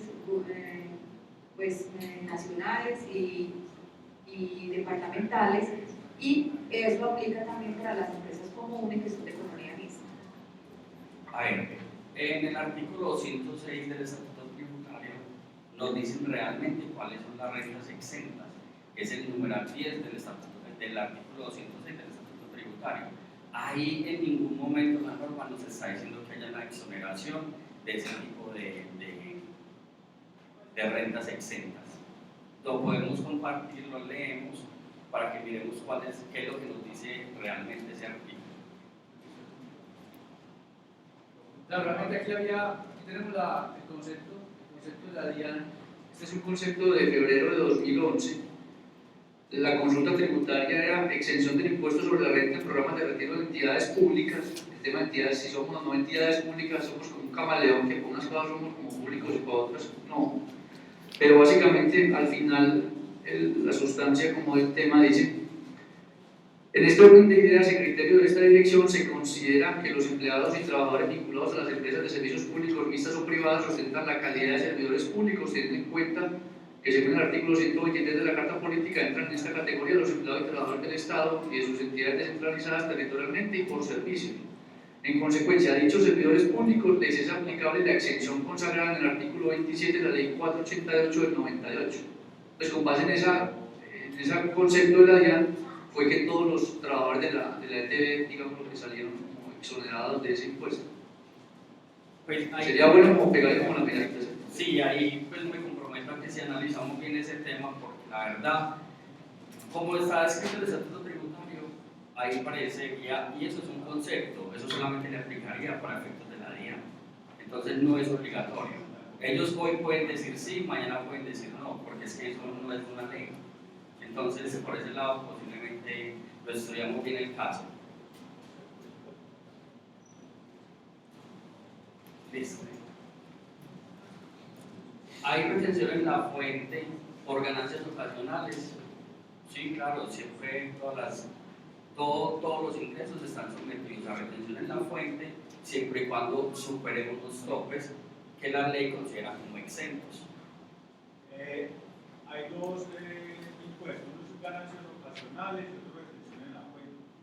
¿Los dos se aplican al mismo tiempo o son diferentes y en qué forma se aplican? Entiendo que si lo echan a uno le aplican una cosa, si es un arreglo le aplican otro. Bueno, vamos a hablar de un tema particular de la retención en la fuente. La retención en la fuente no es un impuesto. Pues para que de pronto entendamos ese concepto. ¿Cuál es el impuesto? El que yo liquido después de haber tenido unos ingresos y unos costos y deducciones. Ahí es donde me graba sobre la renta líquida gravable. La retención en la fuente se llama un anticipo de impuesto, pero nunca es un impuesto. ¿Listo? Pero ahí de pronto la pregunta está orientada en ese sentido, o sea, ahora en el momento de la liquidación hay una retención por el dinero que se entrega. La pregunta es si en la declaración del año siguiente hay otra deducción por ganancias ocasionales. Miren, es esto. La norma establece que las personas naturales no obligadas a llevar contabilidad registran el ingreso cuando lo reciben. O sea, cuando yo recibo efectivamente ese dinero, a mí me van a hacer una deducción que se llama retención en la fuente. Esa retención en la fuente que hoy me practican en el año 2015 me sirve como un anticipo para este mismo año, donde yo digo, eso yo ya pagué ese impuesto, en caso que a mí me quede un saldo a favor, yo procedo a retirarlo o a solicitarlo en devolución. Si es en contra, igual hay que pagar el impuesto. Si te queda saldo a pagar, claro, tienes que pagar el excedente, porque ya te hicieron una retención que la norma establece como obligatorio. ¿Por qué tiene que hacer esa retención obligatoriamente? Porque la empresa que te reconoce ese ingreso, si no lo cumple, le entran a hacer un desconocimiento de costos y gastos a esa empresa. Hay un porcentaje de impuestos de ganancias ocasionales. Porcentaje de único. Claro, mire, en este momento estamos con el 10% de lo que se llaman ganancias ocasionales. Anteriormente estábamos grabados al 20% con la ley 1607, llegan y nos bajan al 10%. Pero también recuerden que empiezan a grabarse a partir de unas UET. Pero, o sea, ¿qué quiere decir que los dos impuestos se pueden aplicar en algún momento? Recuerde, o sea, la norma establece un solo tributo, solo que está conformado por dos, que es la renta más la ganancia ocasional. Pero usted termina tributando sobre unos. O sea, un 18%. El 10% de la renta exenta, de la ganancia ocasional, más el impuesto a la renta líquida gravable. No, ahí no hay. Eso se va en una tabla que la DIAN estableció, donde dice, si usted cumple con estos ingresos, con esta renta líquida agravable, yo le cobro tanto de impuestos. ¿Listo? ¿Qué más dudas hay al respecto? Entonces, ¿cuáles serían los topes para Aló. la ganancia nacional y el impuesto? Porque entiendo que en la cotización hay una parte no grabada. Hay otra pregunta antes que respondas. No sé si será tributario o no, pero el tema del 4 por mil aplica aquí también. Es que el 4 por mil es del Estado. Obligatoriamente hay que pagar por cada transacción que se haga, siempre y cuando, o sea, si esa transacción supera el tope de la renta de lo exento, tienes que pagar el 4 por mil. Es obligatorio, nadie está exonerado de ese gravamen. No, pues, ya aclaraste el tema de la ganancia Dale el nacional. micrófono. Sí. Ya aclaraste pues, el tema para que avancemos. El tema de la ganancia ocasional y el impuesto de renta y la retención en la cuenta. Pero entonces, en términos prácticos, ¿cómo aplica acá los montes y los topos de acuerdo a la UET y todo esto para estos casos? Porque yo entiendo que hay un 25% que es exento y sobre el resto es que se aplica, por ejemplo, el tema de la retención en la fuente de la parte de la indemnización, no tanto de la liquidación. O es el 20, no sé. Listo, miren. Dentro del estatuto tributario hay unos artículos especiales que dicen cómo se hacen una serie de deducciones para llegar a ese gravamen o a esas retenciones que usted dice. ¿Cierto? Entonces, nosotros empezamos con el ingreso bruto. Entonces, vamos a mirar para la DIAN o para la DIAN en general, que son ingresos laborales, que son rentas de trabajo. Entonces, ahí nos vamos a referir al artículo 102 del Estatuto Tributario, donde dice que es todo lo que reciba la persona, que le haga un incremento en su patrimonio. Todo eso está constituido como un ingreso laboral para la persona. ¿Listo? Ahora, vamos a hacer una depuración viendo el artículo 206 del Estatuto Tributario, en el cual nos dice cuál es la parte de la renta exenta. Entonces, él en el numeral 10 nos dice el 25%, pero después de haber hecho una serie de lo que se llama deducción por pensiones, deducción por salud, deducción por fondos de pensión, o sea, voluntarios por pensiones voluntarias y aportes a las AFC. Esos montos no pueden superar el 30% del ingreso bruto. ¿Qué significa eso? Hay un tope establecido. Si a mí me dieron 200 millones de pesos hoy como unos ingresos, yo voy y calculo cuál es el tope máximo que puedo hacer de aporte a ese fondo AFC o a las pensiones voluntarias. Si me dice, usted puede deducirse hasta 107 millones de pesos, que hoy estamos en 3.800 VT y en 2.800 para fondos de cesantías, ustedes, ese es el techo, no se pueden pasar de esos 107 millones de pesos, porque el resto está grabado. Entonces, tienen que considerar que siempre va a ser el 30, máximo el 30% del ingreso bruto.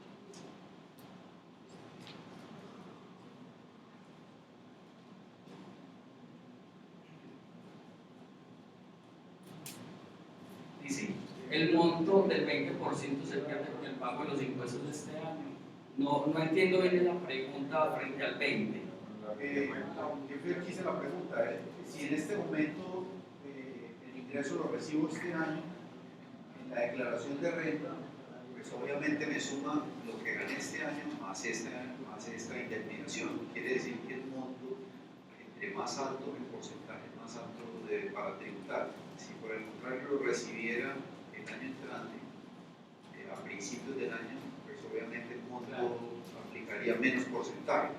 Ahí es donde decía yo que de pronto podría uno más bien arriesgarse y esperar a si lo van a echar en enero, pero pues no cambia la plata, digamos, en el plazo. El 20% que aparece es el 20% adicional que lo está ofreciendo.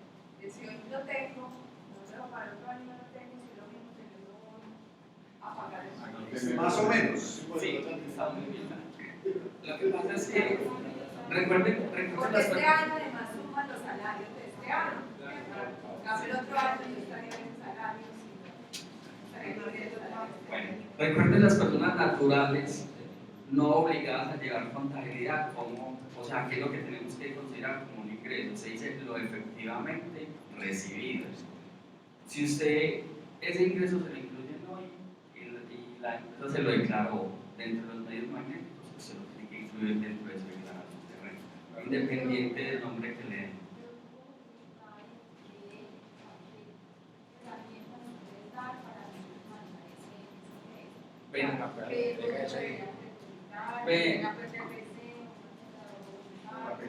Por eso. Sí, mira lo que yo te decía anteriormente. Nosotros vamos a calcular un tope, ¿cierto? Vamos a calcular el ingreso bruto que tenemos durante todo este año. Y vamos a mirar que el aporte que vayamos a hacer a la AFC o al fondo de pensiones, a la AFC que no nos vaya a superar los 3.800 VT, que esto es un monto de 107 millones de pesos. Y que no nos vaya a superar las 2.800 VT, que sean 90 millones de pesos. Entonces ahí es donde tú tienes que tomar la decisión. ¿Qué beneficios tiene llevar a una propuesta y Mira, por decir algo, cuando tú lo vas a llevar a un fondo AFC, anteriormente la norma ya ha establecido que eran 5 años hasta la expedición de la reforma 1607. Eran 5 años. Ahora, como ya se vino la reforma 1607, aplican 10 años. ¿Qué es lo que tú tienes que hacer? Ya decir que vas a comprar tu vivienda para poder que te quede con la exoneración.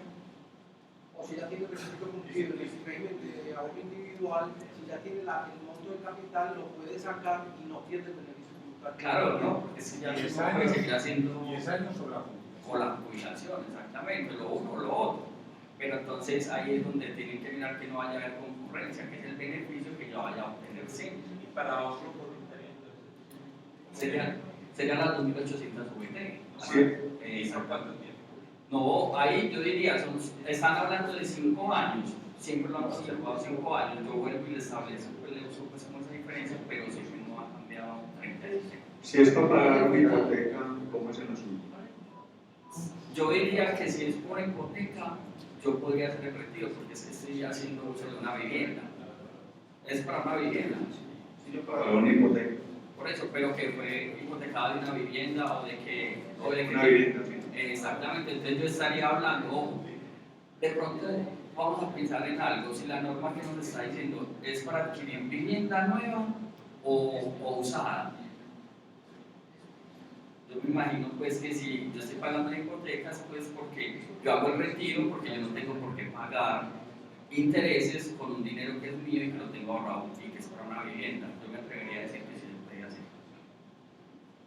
Si yo tengo un préstamo de finanzas y yo le digo a la empresa, cancéleme ese préstamo con la liquidación, ese monto de ese préstamo de finanzas se considera como ingreso también, ¿sí?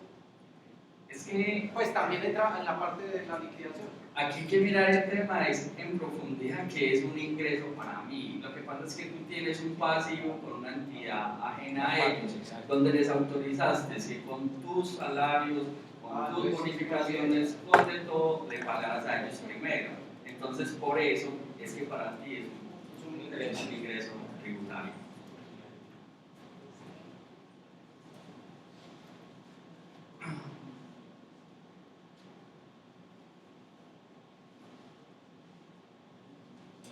Miremos la pregunta, ¿cuál es el porcentaje de deducción por ley que se hace a las indemnizaciones y sobre qué monto? Bueno, las cesantías o esos montos, como les digo, hay una parte que es exenta, es el 25%, o sea, mensual, sin que vaya a superar las 2.880 VT. Entonces ahí yo les diría, yo me atrevería primero a entregarles una tablita o un cuadrito para que cada uno pongamos nuestros montos y empecemos a identificar cuál sería el impuesto a cargo que nos da. Sí, porque es que cogerlo así, pues pues nosotros les vamos a colgar una ayuda que nosotros tenemos y la ponemos ahí. En caso que ustedes consideren que necesitan venir donde nosotros, inmediatamente. 2.880 VT. Máximo. Sí, es el máximo, porque es que no todo puede ser exento. ¿Cuánta plata es eso? Eso equivale a 90 millones de pesos.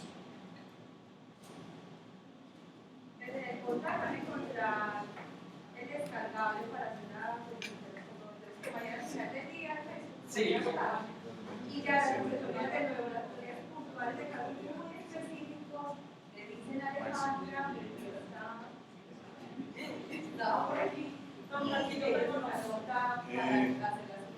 De ahí hacia arriba, ¿el porcentaje es cuánto?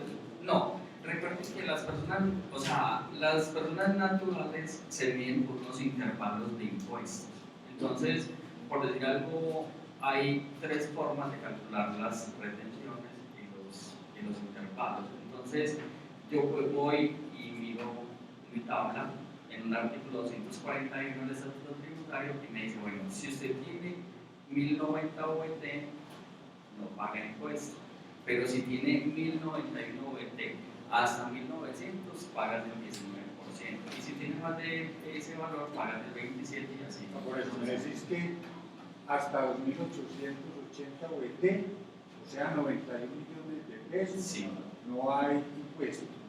Ojo, recuerda lo que estábamos hablando, sin que vaya a superar el 30% del ingreso bruto. ¿Sí me entiendes? No significa que usted vaya a tomar esos 91 millones de pesos de una, no. Lleve los 91 como renta exenta, no. Tienes que mirar cuánto es el ingreso total, a eso le calculas el 30% y no puedes superar esa renta exenta. ¿Ves? Puede superar 91. Por eso no puede superar 91. ¿Ves? Por eso te digo, entonces, si la indemnización son, por ejemplo, 200, quedan 109 a los que sí se les aplica retención. Exactamente. ¿Qué porcentaje se les aplica? Lo que le digo, eso es una tabla. Entonces, dentro de la tabla ya miras cuántas, eso se divide sobre el valor de la OET y el valor de la OET se ubica en la tablita. Y ahí te dice cuánto es el monto de la retención. Recuerda que eso es un ingreso, eso es un impuesto progresivo que entre más gano, más pago. Entonces, entendí, como la indemnización se considera como un ingreso laboral, entonces simplemente se le hace la depuración normal de cualquier ingreso, cualquier mes, como si fuera empleado, eso es todo. Exactamente.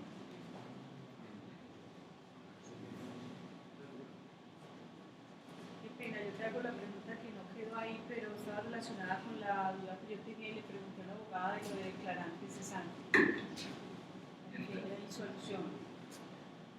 En el caso, perdón, le recuerdo de que uno deje de cotizar, pare, pues ya tiene las semanas, pare, le faltan pues todavía algunos años, y solo vaya a cotizar en salud, si es posible, pues, pero como es declarante, después le digan que no, o perdón, si uno se ponga como beneficiario en salud de alguien, después le requieran porque es declarante y tiene capacidad económica, entonces no tiene, sí tiene que cotizar en pensión y salud.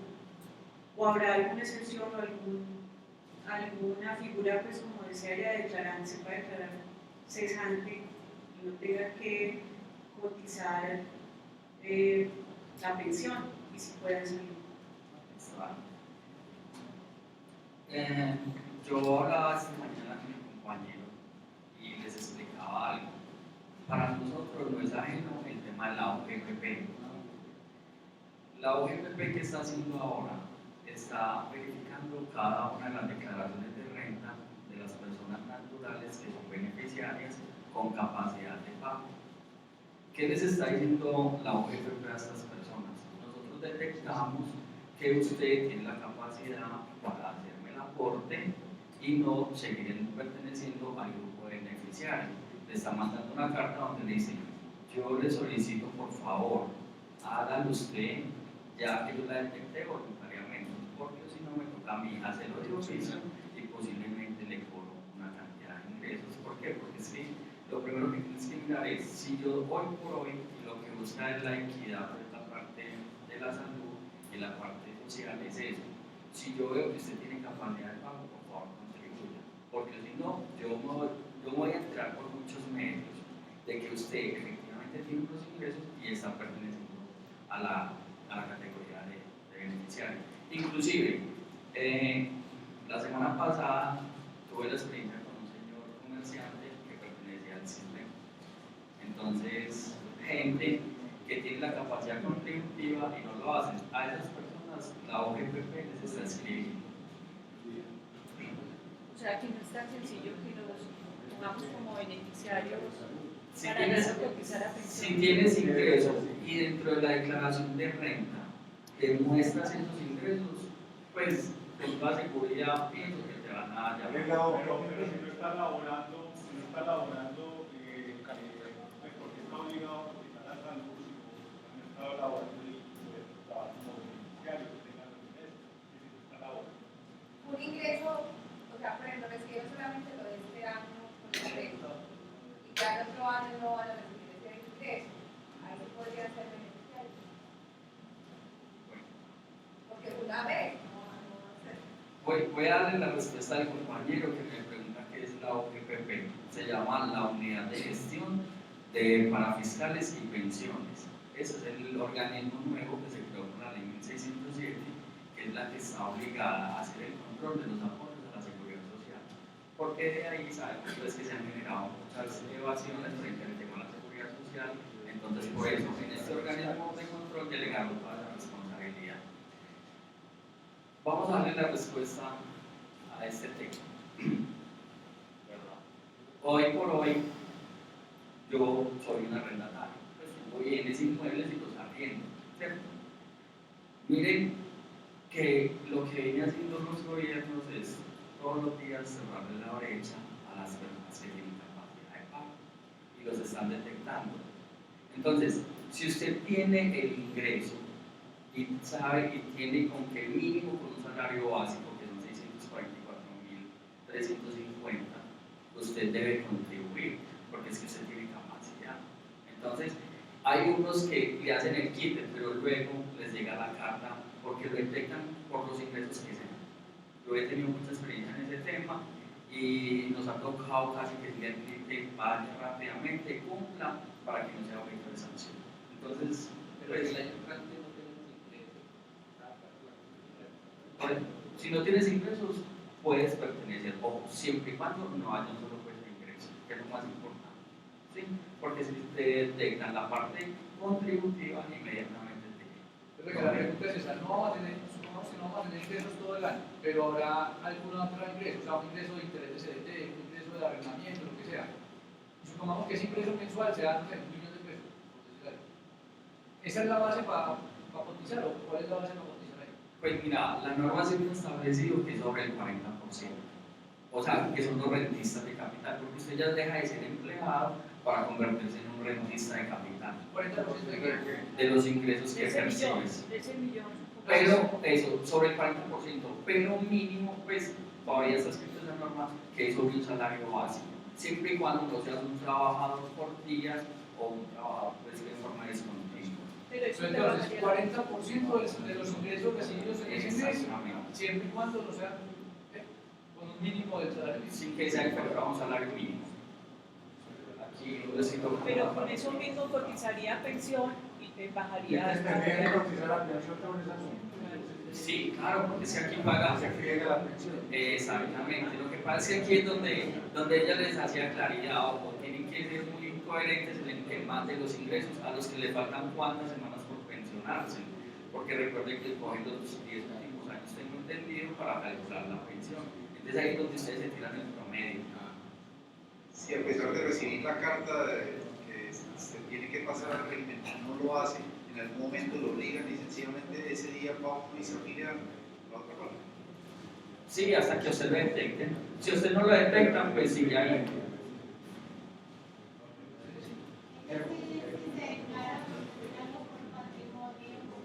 Tiene que cotizar a salud y pensión. Pasa a cotizar como patrimonio y no como ingresos laborales. No, es que nunca están grabando el patrimonio para los aportes. Solamente graban el ingreso de la persona, pero nunca el patrimonio. Pero entonces toca cotizar a pensión o solo salud. Por eso, ¿pero vas a actuar como beneficiaria o como qué? Como ingresos, por decir, por arrendamiento. Por eso tienes que pagar el total a todas. Salud y pensión. Y ya si tienes de pronto una actividad que genere entonces ARL, pues como tema de riesgo y enfermedades profesionales.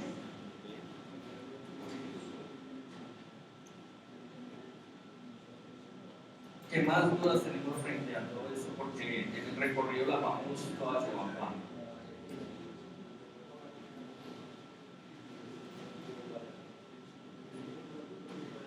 La mejor opción es que a uno le puedan dar el ingreso en varias, pero recuerden lo que a ustedes les dijeron, les entregamos a ustedes el mismo día en que renuncian.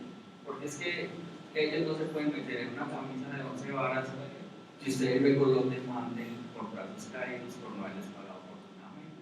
Porque cuando una persona jurídica, primero que todo, tiene la intención de liquidar a la persona, es porque ese mismo día le va a pagar sus prestaciones. En ninguna parte del código sustantivo del trabajo está escrito un plazo que me den a mí para recibir mi liquidación. Entonces, eso es un acuerdo bilateral que se hace entre las partes que se dice cómo se paga y en qué fecha. ¿Qué más dudas tenemos frente a? Está claro que el porcentaje exento del 120% que nos pagaría sería el 25%, es exento. Sí, recuerden que sí, aquí es donde juega la planeación tributaria de cada uno.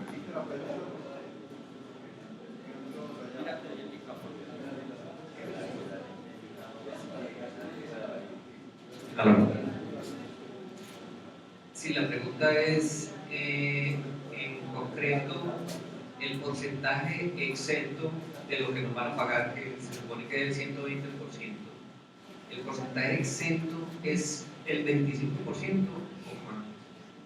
Bueno, eso es variable, porque ustedes pueden solicitar que les hagan, por decir algo, el aporte a la AFC, el aporte a los fondos de pensiones. Entonces ahí es donde ustedes, es donde se les da una buena planeación tributaria. Cuando hablen con nosotros, ustedes cómo hacen ese tipo para que les disminuya la base de retención. Pero mínimo sería el 25%. Lo que pasa es que la norma dice renta exenta el 25%, sin que sea superior a los topes establecidos.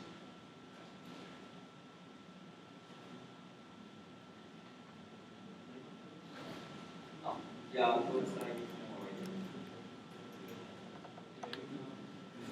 Yo les voy a echar, pues voy a leer una cosita frente a una tabla de corrección que ustedes van a ver colgada en la página, para que ustedes miren qué es lo que la DIAN va a considerar como ingreso, qué se puede deducir y cuál es la base del objeto de retención.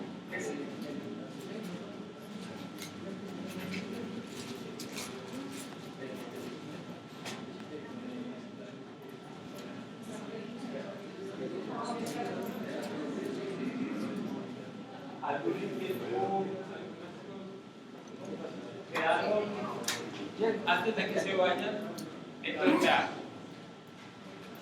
tengamos en cuenta de que Simpro está dispuesto a colaborarles de aquí en adelante. Y otra cosa muy importante, si alguien se retira por decisión y necesita asesoría, luego también la puede buscar con nosotros en Simpro. Eso es bueno. No nos desliguemos entonces de todas estas actividades y tome las mejores decisiones, nosotros estaremos para apoyarlo. Gracias. Aquí se pueden anotar para las citas. José, ¿vamos a pedir la cita? ¿Para cuánto te la dieron?